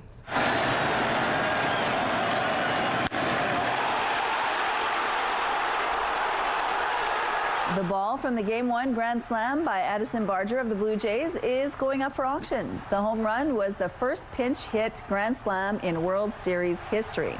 The person who caught the ball is putting it up for sale. He says he was sitting 10 rows up when he made the catch. The high bid right now is about $560. Some road closures to remind you about this morning. Following the rush, the northbound Curb Lane and southbound Middle Lane will be closed on Pembina between Dartmouth and Bison Drives. Expect lane closures on southbound Henderson Highway between Springfield and Slater. The northbound Curb and Middle Lanes will be closing on Main Street from Market to Rupert following the rush. If you have any other traffic tips or updates, please text them to us. And here's a look now at your gas prices. The Canadian average is $1.34. The provincial average is lower at $1.27. In Winnipeg, the average is $1.26. And the lowest price in Winnipeg is $1.14. All this info is on GasBuddy.com. The Price at the Pump is brought to you by the Kidney Foundation. Help by donating your card today. Right now, it's -4 with the wind chill feels like -11, and it's cloudy out there. We'll be back after this short break. Your Morning Winnipeg. Coffee is brought to you by Robin's Donuts, your favorite stop.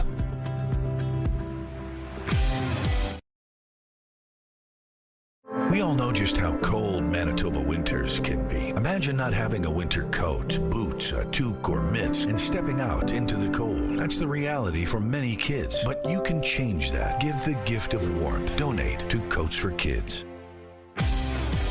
Yeah, and how timely to talk about Coats for Kids, because we are certainly starting to feel it. I know it took its sweet time getting here, but that chill has arrived. -4 is where we're sitting this morning. That chill mostly due to the winds. It's feeling more like -11 with a 27K wind out of the north-northwest. Perfectly timed there, shaking our camera.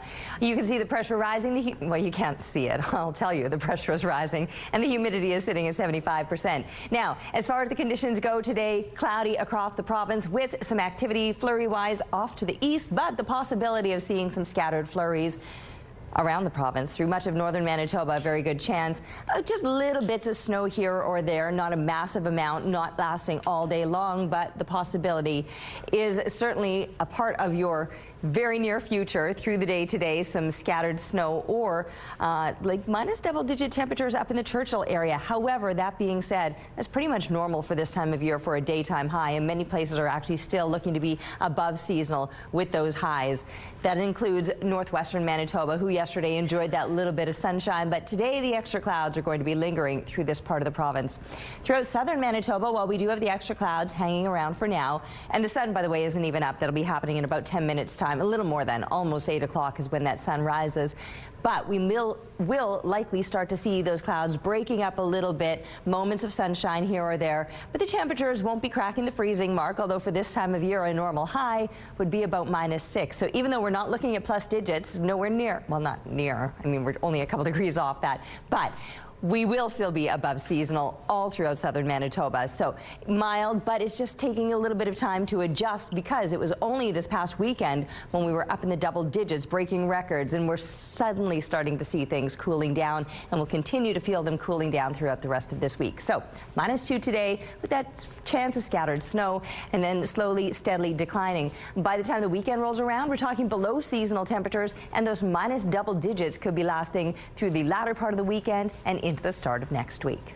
Let's go back now to Mr. Lubin Tires with our Ainsley McPhail this morning. We're talking about how to get ready and how to get your car ready for winter. Good morning. Good morning. Good morning, Manitoba. We're going to provide you with a checklist this morning because, as Terry mentioned, it's time. It's officially time to change over those tires, winterize your vehicle. Devin's joining me once again, and we're going to do it on the CTV News vehicle. go through a checklist as to what it needs when it comes to pressure and all that jazz. So, Devin, how's it look? So first off, what we're going to do, especially if we are going into the winter season there, we want to make sure the amount of tread that you do have on your tires here. So just first off, looking at these ones here are at 932 seconds of an inch of tread. Basically what that means there, anything below 332 seconds of an inch of tread is recommended for replacement there. And especially going into the winter season, anything below 532 seconds of an inch of tread would be recommended for replacement as well. Another thing that we're going to be looking for going into the winter season is going to be any cuts, cracks, or bulges on the actual tire. These tires here are going to be dated from the 51st week of 2022, so these tires are going on about 3 years old. They are still good on tread, but the only downside about them here is these are going to be an all season, which do not have a winter rating on them. So it would be a good suggestion to get some winter tires or some all weather rated tires just to make sure that you're safe winter driving. Safety is first. And then when you come in, you're rotating as well. Not the expert, so please bear with me, everybody. But what's the process for the experts here at Mr. Loop? Yeah, so if you were to bring your tires over and you want to get a seasonal tire changeover or something like that, we just do a courtesy inspection of the tires. So once again, we check, make sure there's no cuts, cracks, or bulges in the tire. We check the age of the tire as well. If tires are 5 years old or older, it is recommended to replace the tires. So we'll just do a courtesy check over, let the customers know how they're looking. We'll also do a courtesy balance check, make sure that you don't have any vibration or anything in the vehicle while winter driving. As you mentioned before we went to air, lots of people coming through here rapidly with no appointment. Do you find that people procrastinate? Winnipeggers are definitely panic shoppers in the sense. So the second that we get snow on the ground, we'll have a line out to the street there. But it is a good idea anytime it's below 7 degrees Celsius to get the winter tires put on because you'll get benefits from them there. Okay, guys, do it early. You're welcome. We'll see you at 8:06. Thank you, Terry, or Ainsley. A national fitness report says less than half of Canadian adults meet the recommended weekly requirements for physical activity. Now, as the cold sets in, Canadians will have to work even harder to get moving. CTV's Miriam Valdez-Carletti explains. Every week, the Sunday Social Group meets at a different park in Edmonton, no matter if it's plus or minus 30 degrees. They say all you really need is a pair of running shoes and a good attitude. There's no bad weather, only bad clothing choices. Jen Hamill has been trail running for 13 years. The weekly meetup is welcome for new and experienced runners. It doesn't matter what your gender, what your occupation, what your age is. Really, trail running specifically seems to be good for everybody that likes to be outdoors, really. I do love to come out.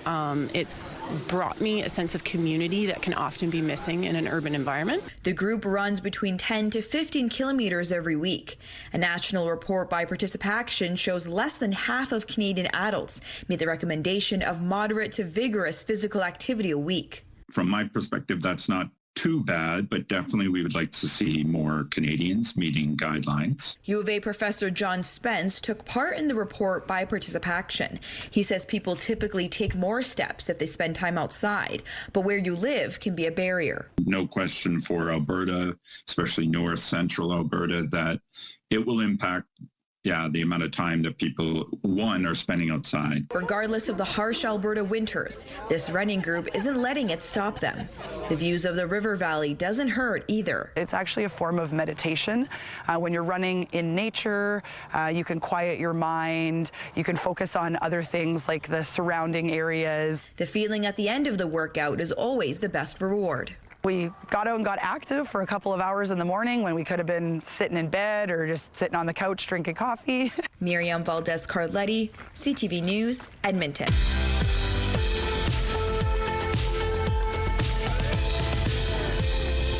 Let's see who's celebrating a milestone today. Happy birthday, Angie. Best wishes from Kine, Ryden, Destin, Buddy, and the gang at North 40 Ranch. Happy 9th birthday, Kevin, from Mom and Dad. Happy 9th birthday, Lily. Tons of love from Grandma and Grandpa. Happy 11th birthday to grandson Xander from your grandparents. And a happy 90th birthday to Bill. Love, Heather, Brian, and your family and friends. To submit your milestone, visit our website, ctvnewswinnipeg.ca, and fill out the form at least 2 days in advance. It'll also enter you into our monthly contest for a chance to win a $100 gift certificate to Party Stuff. Milestones is brought to you by Party Stuff. 3 Winnipeg locations and at partystuff.ca. Weather is brought to you by ABC Fire and Safety, your CO2 refill store. A quick glance at the almanac now, and you'll see that our temperatures today are still likely to be above what is normal for this time of year, headed up to -2 when -6 is seasonal. Now, last year, -5.7, so we're pretty much bang on normal. What really stood out to me when I was putting the almanac together this morning is those records. 1888, that was a high record temperature of 7.8 degrees. A year earlier, 1887 was the coldest record, so just a year apart, and they were smashing records that still hold to this day. So I thought that was somewhat of an interesting little tidbit. Anyway, now we're looking at some heavier clouds that will likely linger, but breaking up momentarily, letting brief bits of sunshine through today. And our temperatures, I mean, we're still above what is normal for this time of year. When you think that -15 is a seasonal low and we're starting out at -4, above a normal daytime high. There is a bit of a breeze out of the north-northwest, 27 kilometers per hour. The pressure is rising and the humidity is sitting at 75%. So yeah, the clouds, they're sticking around for a bit. Pockets of sunshine are expected today. I saw a snowflake since I've been standing out here over the last minute, and we may see a few scattered flakes of snow off and on throughout the day today. We've certainly been keeping an eye on what's been happening further to the east of us. Parts of northwestern Ontario seeing a little more of that activity currently. Now, chance of flurries goes across the province, but not amounting to much or lasting very long. And the temperatures today still above seasonal for most, but it will continue to cool down throughout the rest of the week. And by the time we're wrapping up the weekend, we're going to be talking about below seasonal temperatures, and that trend will continue into the start of next week. Lake Winnipeg needs help. The lake is loaded with phosphorus, which affects its water quality and ecosystem. Often, phosphorus runs into the lake from agricultural lands when the snow melts in the spring. A team of researchers at the University of Winnipeg is looking at ways to reduce that within the Red River Basin by working directly with farmers in the area. Joining us now from the University of Winnipeg is Professor Darshani Kumaragamadi. Good morning. Good morning, and thank you for having me. Well, thank you for joining us. Now, tell us about the state of Lake Winnipeg. What's happening there? Well, we do see this phosphorus getting into the lakes. There are so many different sources, and the losses from agricultural lands is just one of those sources.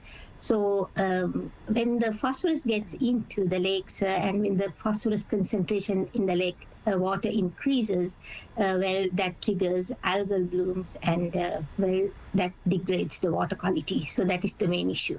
What is phosphorus exactly, and why does it hurt the lake? Well, the phosphorus is, it has like a double role. Like it is a very essential plant nutrient. So for crop production, it is essential. We have to apply phosphorus to get a good yield. So it is very beneficial when it is on land. But when phosphorus gets into the waterways, like Lake Winnipeg, what happens is it is the nutrient that is limiting the growth of algae. So when there is a sufficient amount of phosphorus, the algae starts growing. And when this algae dies and when the algae is getting decomposed, that depletes the oxygen level in the water. So that results in fish kills and affects the ecosystem. Okay, and now you're working on this project to try to mitigate this problem. Tell us what you're working on exactly.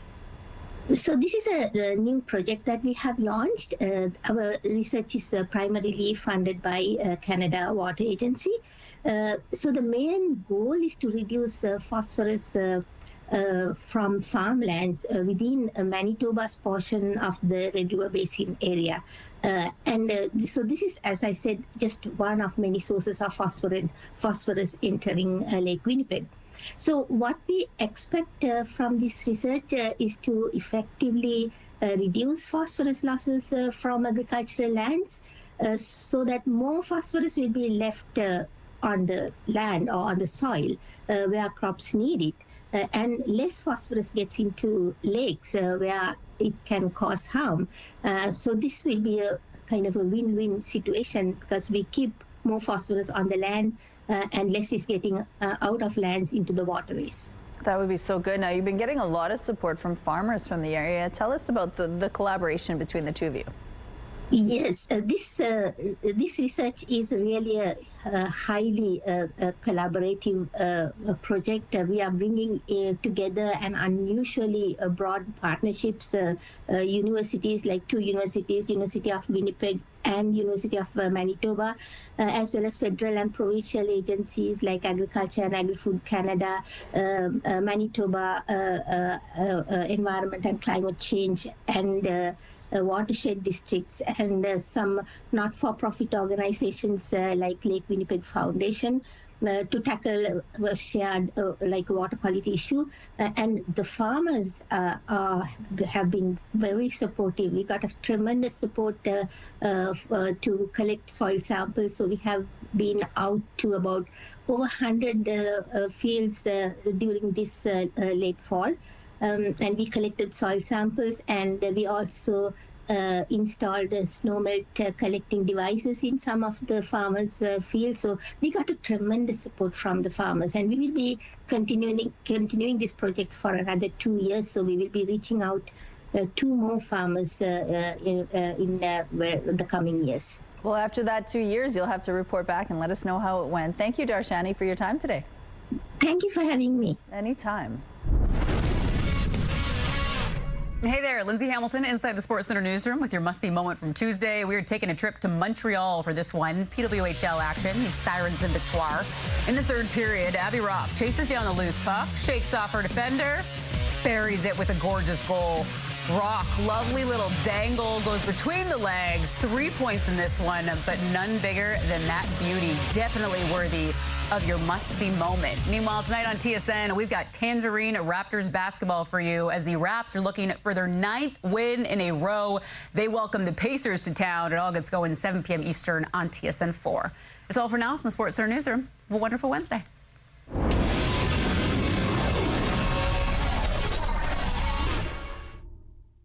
The TSN Must-See Moment is brought to you by Super Blinds, helping your home get holiday ready with Blinds by Hunter Douglas.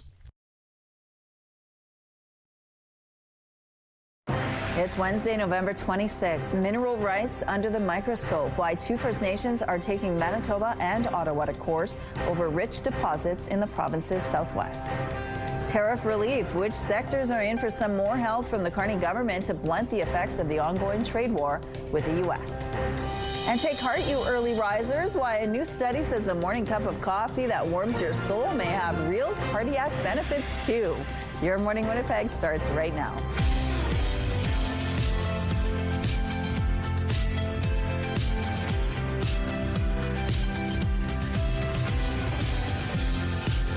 Good morning, Manitoba. It's 8 o'clock on your Wednesday. Thank you so much for being with us here on Your Morning Winnipeg. Right now in Manitoba, there are still 66 active wildfires going on, and 10 of them are actively being combated. And so we're going to find out a little bit more on what that means for next year, because we have no snow. We haven't had much precipitation this fall, so there's a real concern that those wildfires will just pop up again come next year, come next spring. So we're going to find out a little bit more on the Wilderness Committee and what they're hoping to see happen over the next few months. But yeah, there's no precipitation in the forecast. That's an important conversation that you'll have. Yeah, that's just it. There isn't much in the way of precipitation.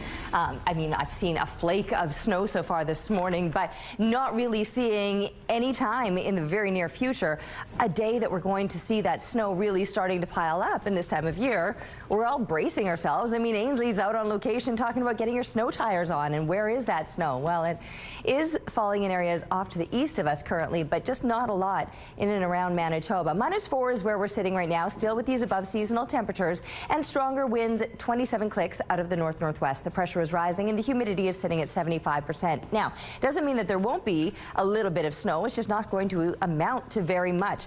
Across the province, we are seeing some heavier clouds this morning, and there's a little more activity as far as flurries go off to the east of us. As we look at the future cast today, you'll see again very scattered, patchy not shower, flurry activity. Our temperatures are just cool enough. I know we were in double digits this past weekend on the plus side of freezing, but it has cooled off enough now that any of that precipitation likely to show up in flurry form, but just not amounting to too much at all. There you can see into the afternoon the possibility that we see a little bit more of that, and a few places where the clouds will break up nicely, letting moments or pockets of sunshine throughout the day today. And parts of northern Manitoba will be seeing that too for tomorrow, still with that possibility of some scattered flurries.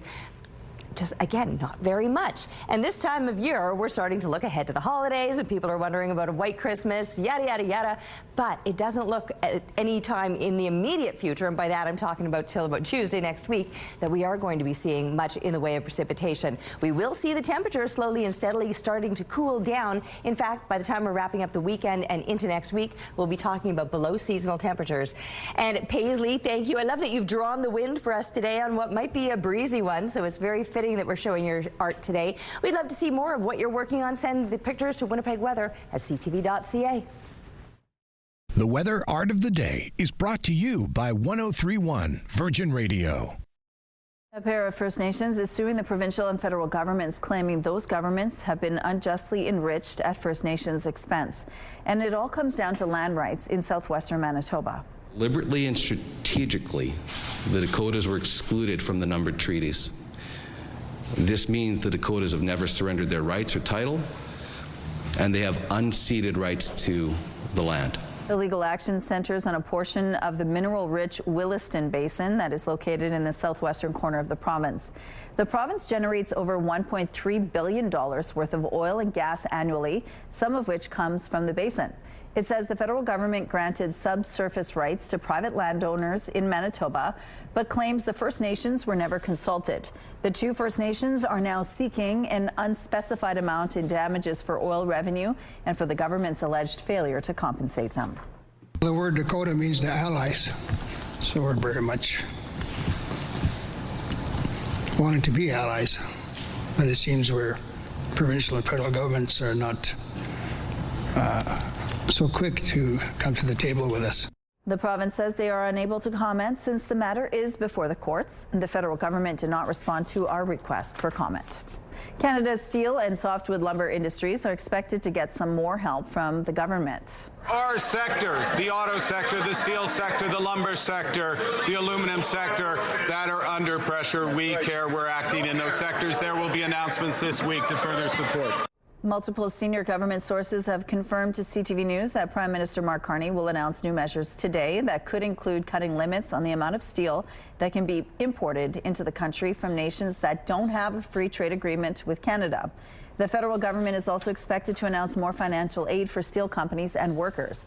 Both steel and aluminum producers are dealing with 50% import duties imposed by U.S. President Donald Trump. As for the softwood lumber industry, there is word of more financial support. It could be up to $1.2 billion. Tariffs on Canadian softwood lumber increased to 45% last month. If you start your day with coffee, you might be doing your heart a favor. Researchers suggest it might protect against atrial fibrillation, a common type of abnormal heartbeat. A small study from the journal JAMA found indulging in a daily morning brew helped lower risk of recurrent AFib by nearly 40%. In addition to making you alert and physically active, caffeine can help block certain brain receptors, and that can help steady your heartbeat. It may also help lower blood pressure. But hold the espresso shots and energy drinks for now. The study only looked at moderate coffee use, not a caffeine overload, and not products with other ingredients. Here's a look at what's happening now on St. Mary's Road. Looks like things are moving quite well over here. We have no issues to tell you about it. This part of the city. If you see problems, let us know, please. Traffic is brought to you by Mr. Lube Plus Tires. Open late, ready when you are. We're inspecting our tires this morning with Ainsley McPhail. Good morning, Ainsley. Good morning. If you come to my house and you drive up the driveway and I hear a screech and it's because your tires look like this, I'm not getting in. Devin, Why do people bring their, or is this one of the worst you've seen? No, not one of the worst that I've seen there. So like the tire on the left there, that's just going to be just regular wear and tear. That's somebody that probably did their tire rotations on time as well, but they definitely went a little bit past when they should have gotten them changed. The tire on the right side there is going to be somebody that might have had a suspension problem or an alignment issue there, or also just didn't do proper tire rotations. So most manufacturers do recommend doing a tire rotation every 12,000 kilometers. That's going to help you get the most life out of the actual tires themselves there and stop you from looking like that customer there, unfortunately. So every time people come in, they can get their tires inspected. Yeah, for sure. Every time a customer rolls in here regarding if it's an oil change or a tire service there, we can do oil change and tire rotations at the same time. We could provide a courtesy tire inspection for them as well. So we can just let them know the overall condition. So both of these customers here, when they came in, we just pointed out to them like, hey, your tires would be considered unsafe for the road. It's something we can help you out here. Same day, no appointment necessary. And what are some other things that people, if they're at home, maybe on their way to work today, should be looking out for? For sure. So I would say the main contributing factors to actually looking at tire replacement, first things first, is going to be tread condition. So if you already have tires there that look like that, it's probably a little bit too late. Definitely got your money's worth out of those ones there. Or also, just like the tire on the side, is going to be looking at if you do have a suspension issue on the vehicle or an alignment issue on the vehicle. So this is stuff that you should be able to see there, readily available there for you. Also, you just want to check the age and the actual overall condition, make sure there's no dry rot or cracking on the sides of the tires. And what's causing them to get like this? Is going to be actually UV rays from the sun is going to be for the dry rot or the cracking there. Just over time, rubber will break down just from being exposed to the sun there. So if you do store your tires outside over the season, it's a good idea to put something over them just so they don't rot over the winter time. Awesome. Thank you so much. Coming up at 8:38, we're going to pop the hood and tell you about the other things you need to do to prepare for another Manitoba winter. Okay. Thank you, Ainsley.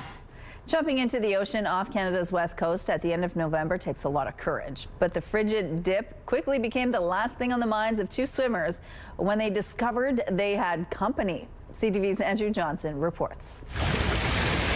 A sunrise cold plunge for two pals took a dramatic turn when a sea lion shot out of the water to take a closer look. Oh my God. And with that, this swim was cut short. Okay. The two men scrambling out of the ocean off Victoria are Ennio Titarenko and Andrew Wierzbicki. For Wierzbicki, a prairie boy, the water is an acquired taste and a personal test. I, myself, not so comfortable in the ocean. That's also another reason why I go in the ocean. It's the most powerful force on Earth. That's why when a sea lion appeared a few meters away, Andrew reacted like this. He's way too close. Dude, it's okay. It is not okay. Ennio, the more confident of the pair, is a former commercial diver. I wasn't really fazed. I've spent a ton of time around sea lions. I've scratched their belly before like puppies. He did not anticipate this. I was like, okay, it's very clear he wants us to leave, so we're just going to leave. I was scared, honestly. Like, he's a big animal, and I'm in his environment. I ain't fighting a sea lion. There's no way that that's going to happen. Leaving was the right move, according to one expert, but slowly. Best thing anybody can do, whether it's with a sea lion or a grizzly bear, is to slowly back away from the situation. And don't falsely assume that it's all going to be fine. He says the sea lion was probably as scared as the two swimmers and offers one more piece of advice. Trust your gut instincts before you trust your best friend. I'll never listen to you on that shit again. Andrew Johnson, CTV News, Vancouver. Well, it's a little bit breezy out there. Still need to wear a scarf, perhaps. Yeah, I brought a toque, too, for my walk home today because I'm not messing around. I hate it when my ears get cold, right? I mean, I've got those extra layers on. We're getting into the cooler weather. So, yeah, you've got to make sure you're dressed for it. Otherwise, you'll be miserable. And to be fair, there's nothing to really be miserable about because we're still well above seasonal. The temperatures today will still, across the province, be more than you would expect this time of year. Here's a look right now through the Bath Fitter Live Eye. Bath Fitter, your bath and shower experts for more than 40 years. We've got the extra clouds hanging around, not the sunny start to the day that we enjoyed maybe yesterday or the day before, but with these clouds, they provide that little blanket of insulation, so our temperatures never really dropped off too much. And when you compare where we're sitting right now to a normal daytime high, -6, Most of us are already above that. So -4 right now in Winnipeg, -5s all along this western border. Further up into the north, it is a little bit cooler, yet we're seeing some minus double digits. But for this time of year, this time of morning, what would be seasonal would be a lot closer to -20 degrees. So your two are still about 10 degrees above seasonal, even into northern Manitoba. Heavier clouds across the entire province. We've been keeping our eye on the snow just off to the east of us, but I even saw a snowflake earlier on this morning, and the possibility is there that we see a few more throughout the day today. Watching these temperatures as they rise, getting kids into the classroom will be, I should have changed that to about -4. I thought we would fall off. We typically do just around this time, but we never did this morning, holding steady at -4, -3 through the lunch hour, a high of -2. That's pretty much what we're getting to today, staying just below the freezing mark. But I mentioned earlier, -6, that's normal. And we'll eventually get back to those numbers, staying above it still for the next couple of days. That possibility of scattered snow today will be brief and not amount to too much. But the cool down will be noticeable as we're headed below what is normal and into the minus double digits as we're looking ahead to the coming weekend. Taking a break right now, but stick around. We'll be back in just a moment with Your Morning Winnipeg.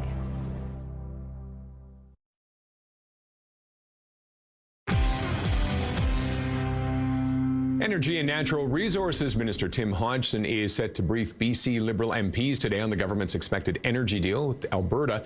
The move comes after BC Liberal MPs last week said any deal involving a pipeline to the West Coast would need consent from First Nations and the BC government.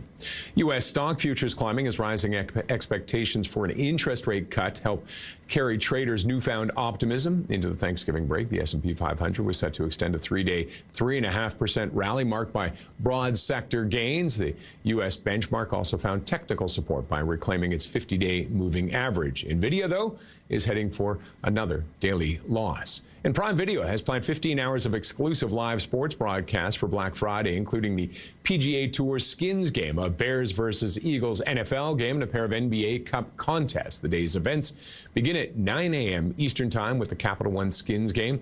Amazon will feature various sponsorship activations throughout the day. Those are your morning business headlines. For BNN Bloomberg, I'm Roger Peterson. It's been an unusually mild fall, with some parts of Manitoba getting just a little snow and others, like here, none at all. According to Environment and Climate Change Canada, the average amount of snowfall we should see in November is down significantly. Manitoba experienced the worst wildfire season recorded in 30 years this year, and right now there are still 66 active fires burning in Manitoba. Rain and snow are desperately needed.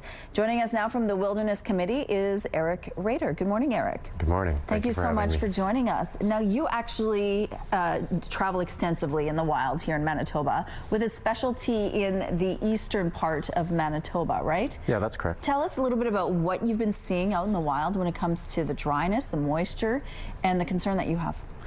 Yeah, the fire season was extraordinary. When we tallied it up in September, it's 8% of the forests in the province burnt in one season, and that should really alarm us. We should be concerned about where we go with that. The moisture in the north is a little bit worse than it is in the east, and the fires that are continuing to burn are because of the peat bogs that we have throughout our forests. Let's talk about that, because Manitoba has a lot of peat bogs.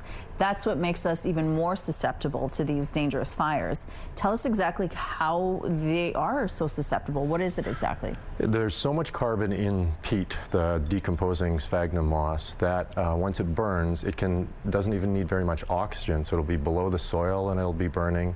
But it's the most carbon-rich terrestrial area on the planet. And so once they start burning, unless you get significant moisture, it's not going to go out. It's very hard to put them out. And then there's something called zombie fires as well. Tell us what zombie fires are. Yeah, burning underground, because there's pockets of air under the soil. So we get snow on top of a fire, on top of the soil, on the forest floor, but we can have fires burning underground, and those could go all winter long unless there's enough moisture to put them out. Then we could have fires starting up in spring again. And right now there is no moisture in many parts of the province. Yeah, that's right. And the rain that we didn't really see much of in the fall contributed to that. And you know, even in summer when we were getting rain, when you went out to these fire areas, there was these zombie fires, little peat fires smoking all over the place. You're really worried about the animals, the wildlife living in these areas. Tell us about that and what your concern is. Yeah, I mean, the people impact is tremendous, but what people ask me about is the animals, and sensitive animals like boreal caribou Much of their forest in southern Manitoba burnt. They're a species that's protected federally because they're so at risk. And the fires are going to have moved these caribou into areas that they're not used to and may not have the resources they need, not enough food, not enough old forests to support them. So that's one of the pieces we're looking at. And then, moose across the province have been struggling for years. The fires will have impacted the moose, and those are things that we're looking at, trying to figure out if we have enough forest set aside for the animals. There's also the human toll. We know that the fires were deadly this past summer. A lot of people were forced to leave their homes for months on end. It really has a devastating impact on communities. What is the solution here? We know climate change is happening. What can we do in our lives to try to mitigate this problem? Yeah. Because other places have been seeing this more often, BC has been handling fires. If you live in the forest, you're going to have to learn how to be fire smart. So BC has a whole package, some of the things that I brought home from my trips to BC on Fire Smart BC. Okay. When you go to a visitor center in the Slocan Valley, and there's a rack, and 1/3 of it is full of fire smart stuff. The other stuff is, this is where you go whitewater rafting or hiking, and this is the hotels. But 1/3 of the literature was teaching people how to handle the fact that fires are going to be coming. And the thing about the Manitoba fire is that there was fires going in so many places. There's no jurisdiction in the world that can have the firefighting resources to handle fires like we had. And that's the reality. We are not going to be able to send water bombers to protect this community and that mine site and that hydro dam. And we're going to have to know how to make sure that our communities in the forests are capable of dealing with the fires that are going to come until we act on climate. Okay, and that'll be a project you'll definitely be helping the province get to and get on track with. Thank you so much, Eric, for sharing this with us. And of course, if you want more information, we have a link on our website. All right, we are dealing with some heavier clouds this morning, a little bit of a breeze as well, but above seasonal temperatures, and that's the case across the entire province today. -4 is where we're sitting right now. Feels like -11, but even that wind chill value is above what you'd expect for seasonal low temperatures. Just to compare, -15, that would be a normal low this time of year. Winds, you'll notice them out of the north-northwest right now. They're 26 kilometers per hour. The pressure is rising and the humidity is sitting at 74%. Now, with these clouds, the possibility of a few flakes of snow. I just had another couple fall this morning, not amounting to too much or really lasting very long, just a flake or two here or there, and that's pretty much the case no matter where you are in the province today. We might start to see some pockets of sunshine. Right now it's looking primarily overcast, but the clouds might break up a little bit, letting brief amounts of sunshine through for us today.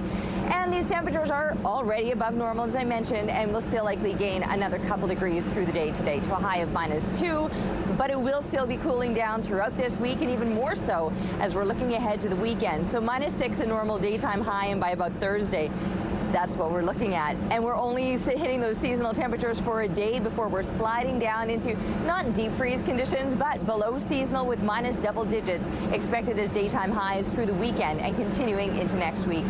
Out in Lake Winnipeg, Shelley sent this picture into us. You can see the ice starting to freeze up a little bit.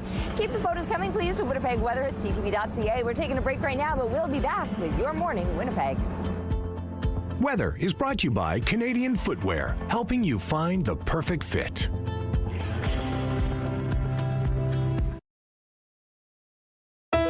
When you give a child a winter coat, you're giving a child the means to go to school on a cold day, a chance to play outside. When you give a child a winter coat, you're giving them the freedom to create warm winter memories, because no child should be freezing cold. Kids should be able to go outside and have fun. Donate to Coats for Kids. Drop off new or gently used winter wear at these participating businesses. Proudly sponsored by United Way Winnipeg and CTV.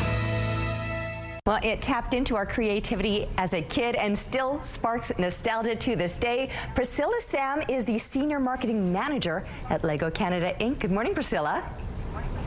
Good morning, Terry. Thanks for having me. So happy to have you here. I think this is something that a lot of people are somewhat intrigued by, whether it's, still very much a part of our lives or just brings back all of the memories. Let's talk a little bit about what makes Lego sets such a timeless gift. Yeah, well, if it's play you're looking for, we definitely have a Lego set out today for you. Builders of all ages, whether you're a kid or an adult, or you have different interests, we've got so many different exciting, fun, creative Lego sets. And I think what makes Lego sets so timeless, though, is that when you're gifting it, you're not only gifting something to someone, but then you also have that time together. So imagine over the holidays, being able to sit at the dining table, opening up that Lego set and building together. I think that's really what makes Lego sets so special. You touched on it, how whether you're young or old. So walk us through some of your top picks regardless of your age.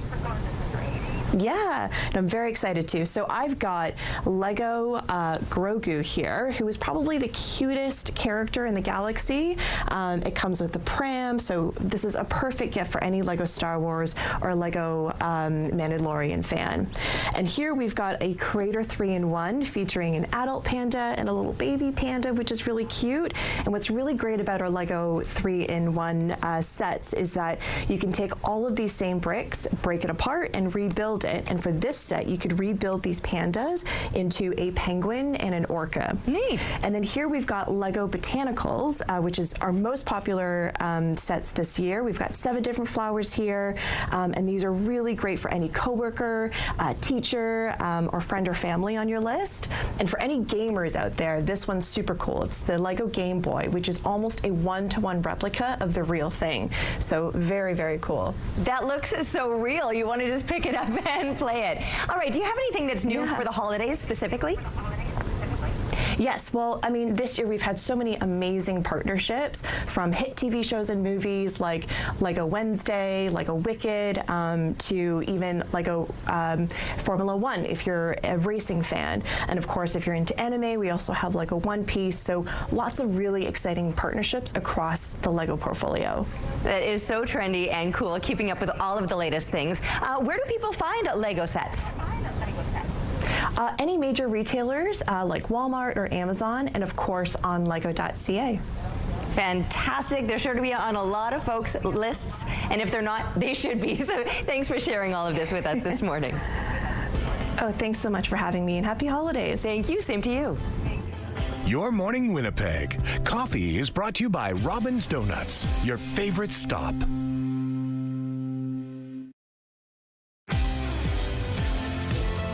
All right, we've got heavy clouds still hanging around, but I think later today, later this morning even perhaps, we'll start to see those clouds breaking up a little bit and moments of sunshine through them. Now, -4 is still well above seasonal to kick off your morning, but there is a bit of a breeze that adds a bite. So a 26K wind out of the north-northwest makes that -4 feel more like -11. The pressure is rising and the humidity is sitting at 74%. Yeah, the clouds are looking kind of gray and overcast now, but I think we'll start to see some pockets of sunshine as the day goes on. Off to the east of us, you can see a little bit of flurry activity, but the possibility is there around the province today that we too could see a few flakes of snow.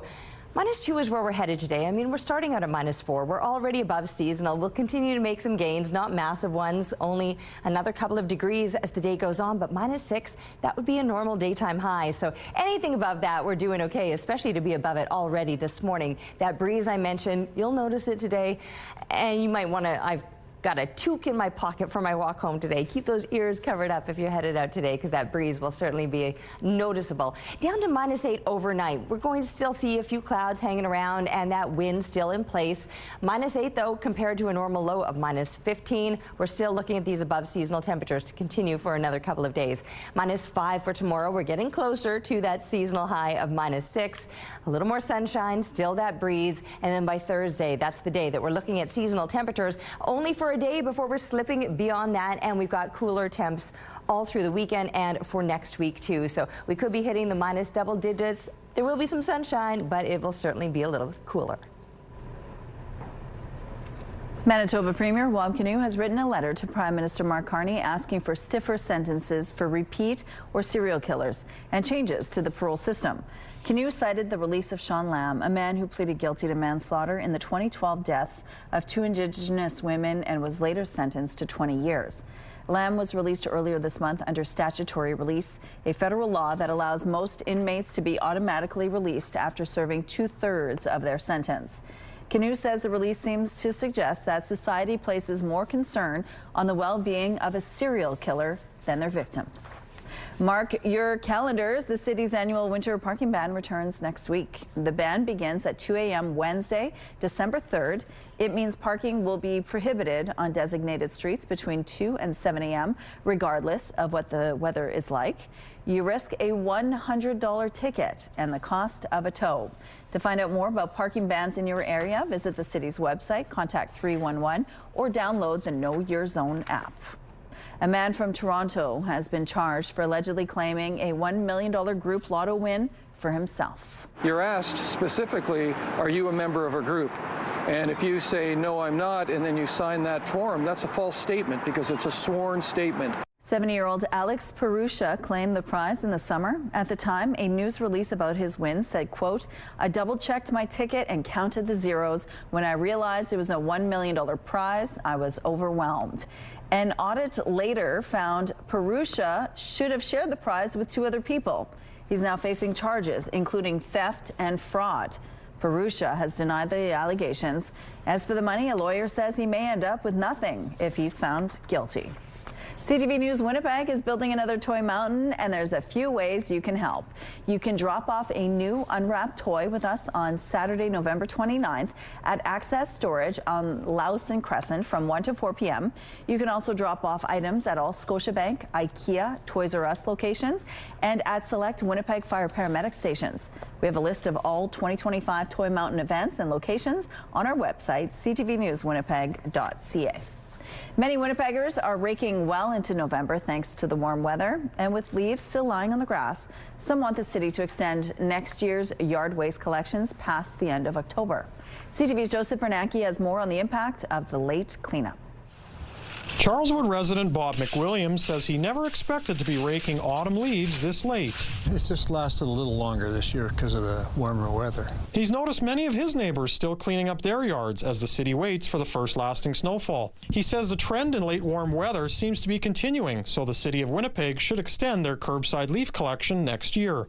I think it would because especially this year, you know, people went past the deadline, they were still cleaning. Right now there are 2 deadlines. Area A is on Halloween and Area B is a week later.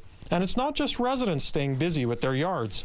Grant Newman, owner of Maintenance Brothers, says he has never been to this many homes this time of year helping customers get rid of their leaves. On average, we usually do about 100 to 150 a year. We've almost done 200 this year because of the way the weather's been. He says it was very unusual working this late into the year, so late that leaf removals may overlap with snow removal. His last leaf collections were November 21st, weeks after the city deadline. I heard a lot of people, they called me to pick up their stuff because the city already finished their cleanups. Ross Eady, City of Winnipeg Waste and Water Committee Chair, says the city did extend the deadline for a second year, but warm weather is hard to predict, and so scheduling can be a challenge. You have to do it fairly in advance to let the company know they're going to have crews out there picking up yard waste. So there is some difficulty in hindsight. Joseph Bernanke, CTV News, Winnipeg.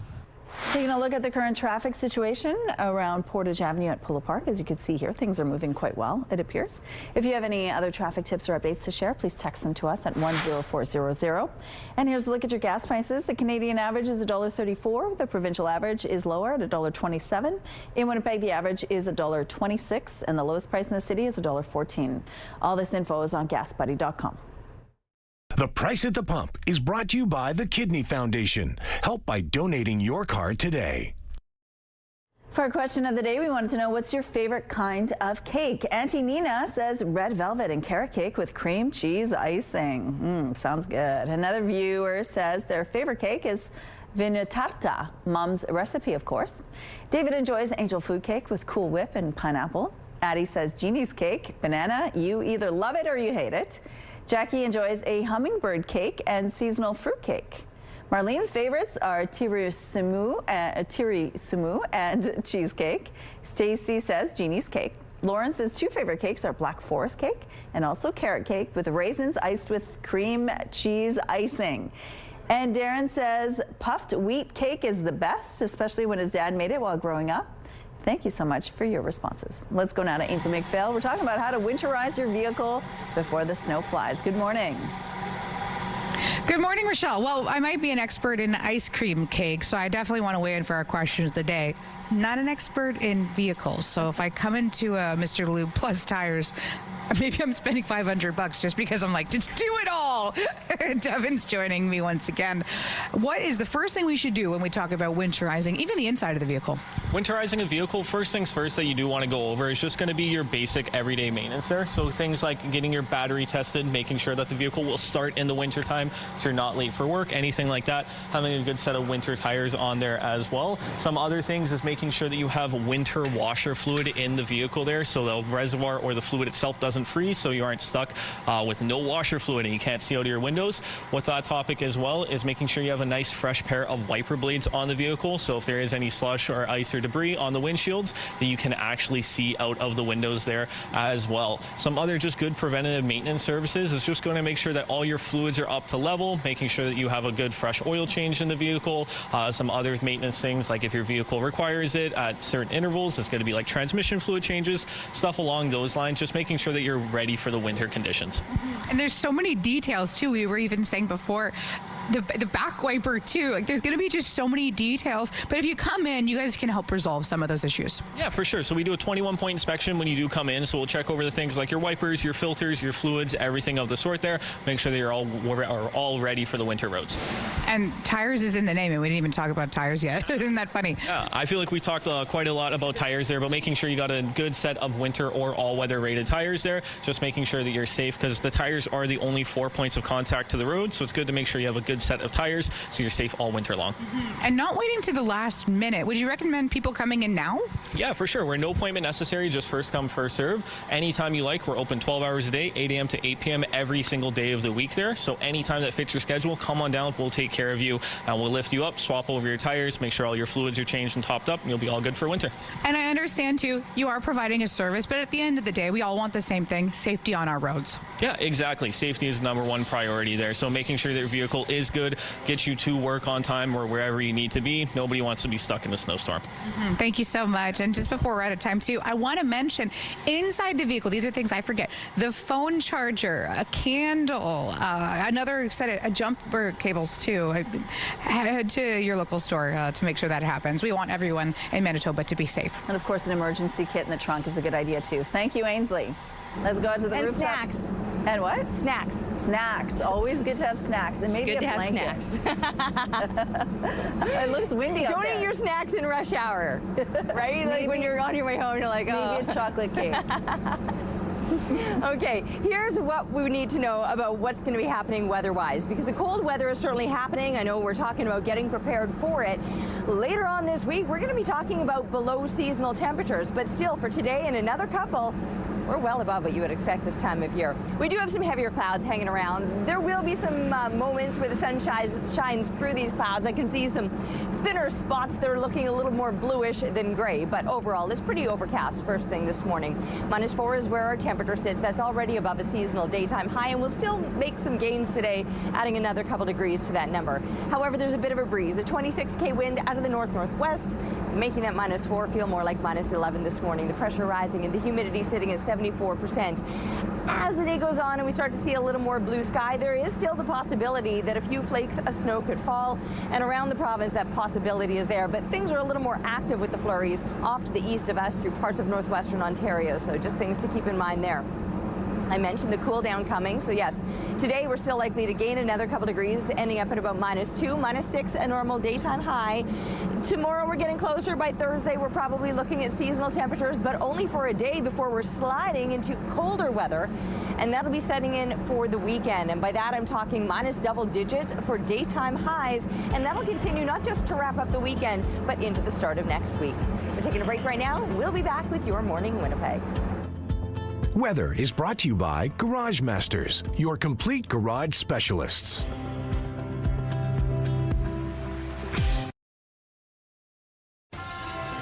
Have a news tip? When you see news happening, let CTV News Winnipeg know. Text your tips, pictures, and videos to 10400. That's 10400. Message and data rates may apply. What it means to be an Alberta whiskey will soon be defined by new legislation and a first-of-its-kind author. Artificial intelligence will write the bill draft in an effort to streamline some Alberta government work. CTV's Tim Brooke explains how that will work and the implications. Staff at Burwood Distillery are busy packing up Christmas cheer. And this year, they're hoping for some extra recognition. Well, right now, we're producing some of the world's highest quality whiskey, but we're not telling that story on an international level. Burwood will soon have a hand in developing the new Alberta Whiskey Act. It will define what's legally Alberta whiskey, things like ingredients, characteristics, and taste.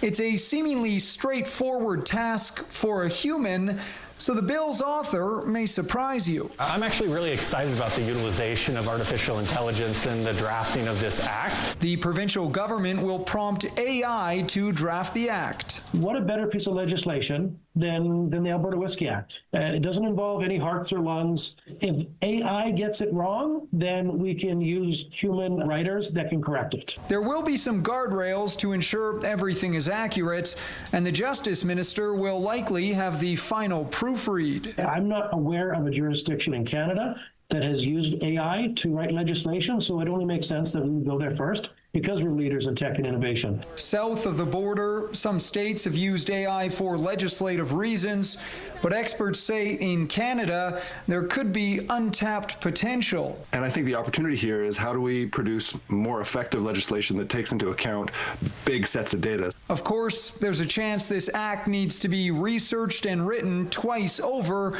if AI can't stay factual or legally airtight. But if it does go according to plan... This is a moment where expectations are going to be set around what AI systems are going to be used for and how they can be used by lawmakers to be able to shape Canadian precedent. Expect to see the Alberta Whiskey Act tabled in 2026. Tim Brooke, CTV News, Calgary.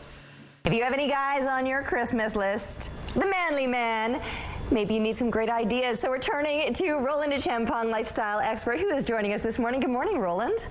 Hi, good morning. All right, you got us covered for the manliest of men and what it is that they want this Christmas. So walk us through your list and tell us what it is that we should be getting them. Absolutely. So I've rounded up the best gifts you can get for someone that's going to certainly have a long-lasting impression this holiday season. So we're going to start with the Uni Volt 2. Now, this is more than a pizza oven. It will transform everyday cooking. It has multi-sets that will allow you to bake, to roast, to proof. Just great for that foodie or that guy who loves to host. Now, it has a smart pizza intelligence system which adjusts the heat from the top and the bottom, so it's going to deliver on consistency and, of course, speed. So you can actually get the heat up to 850 degrees and make a 12-inch pizza in 90 seconds. Ooh. 90 seconds. By the time we're done this segment, I can have a pizza ready for you. And I just love that it has a nice viewing window, so you can sit back and watch your creation come together. That's a lot of fun to do with the family. It's compact, great for indoor use, and it's something that you'll use for years and years and years to come. So great for that aspiring chef in the household. You can get information on uni.ca, and I think they're having some deals right now, so good time to check out the website. Love that. Who doesn't love pizza night and in 90 seconds? Oh my goodness. Bring it on. Exactly, right? Great All for right. the family. What's next on your list? Cool. Next on my list is a perfect stocking stuffer for that hockey lover who wants to use what the pros use. So this is Pro Blade Hockey Tape by Renfrew Pro.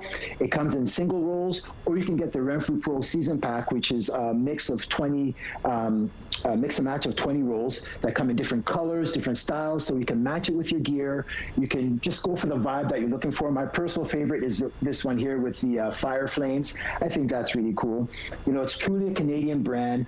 They've been making hockey tape for over 45 years, so they've been around for a very long time, and it's just a great gift for that aspiring hockey star who wants to use exactly what the pros use. So you can find this, you can look for Renfrew Pro Green Core at sporting retailers across Canada. Coordinating the stick to the fit. Love that idea. All right, you've got more great ideas on the list, so let's get to it. I do. So consumers are always looking for a gift that's impactful and that their loved one typically wouldn't indulge on. So this is Bronze Series 9 Pro Plus, and it is a premium grooming gift for someone who deserves that upgrade. And full disclosure, I used it this morning in the shower. So yes, it's 100% waterproof. I feel like I just came out of a barbershop. It is super smooth. And whether you have a 1-day beard, 3-day, or 7-day, it's extremely comfortable. It feels so good on the skin. I don't even get the razor bumps anymore, which is really cool. And it's just a gift that just keeps on giving because you're going to use it every day.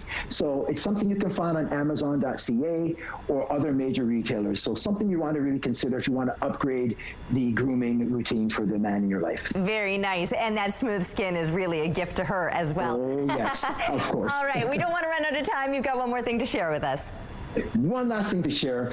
I think looking the part is half the battle into getting fit. So if you can find some fun, cool gear that you can get that guy in your life, maybe that will motivate him to be a little more active, whether he's going to the gym or even going for a stroll outside. Looking good is half the battle to getting yourself feeling good and getting into shape this holiday season. And you want to certainly do it before the new year starts. Well, I love that. I would trust you for all of the fitness ideas out there, Roland. Thank you so much for joining us this morning, and we appreciate these ideas. Thanks so much. All right. We'll see you next time. Bye for now. All right, those extra clouds are still hanging around, but I think throughout the day we'll see things looking a little more promising with moments of sunshine here or there. Right now it's -4 with north-northwest winds 26 kilometers per hour. The pressure is rising and the humidity is sitting at 74%. With those clouds could come a few flakes of snow. I've seen about 4 or 5 already so far this morning. A little more activity off to the east of us, but across the province, many of us could possibly see a few flakes of snow, not amounting to too much, not lasting very long, but we're all also expecting to enjoy above seasonal temperatures, at least for another couple of days, because it will be getting colder. -2 is where we're headed today, with those moments of sunshine and the possible scattered flurries. -5 for tomorrow. -6 is a normal daytime high, and that's likely where we'll be on Friday, with again a few extra clouds. Increasing amounts of sunshine moving into the weekend, but temperatures will be slowly and steadily dropping off. And by the time we're looking to wrap the weekend and head on into next week, we'll be talking about those below seasonal temperatures continuing for a few days. Taking a break right now, but we'll be back with Your Morning Winnipeg.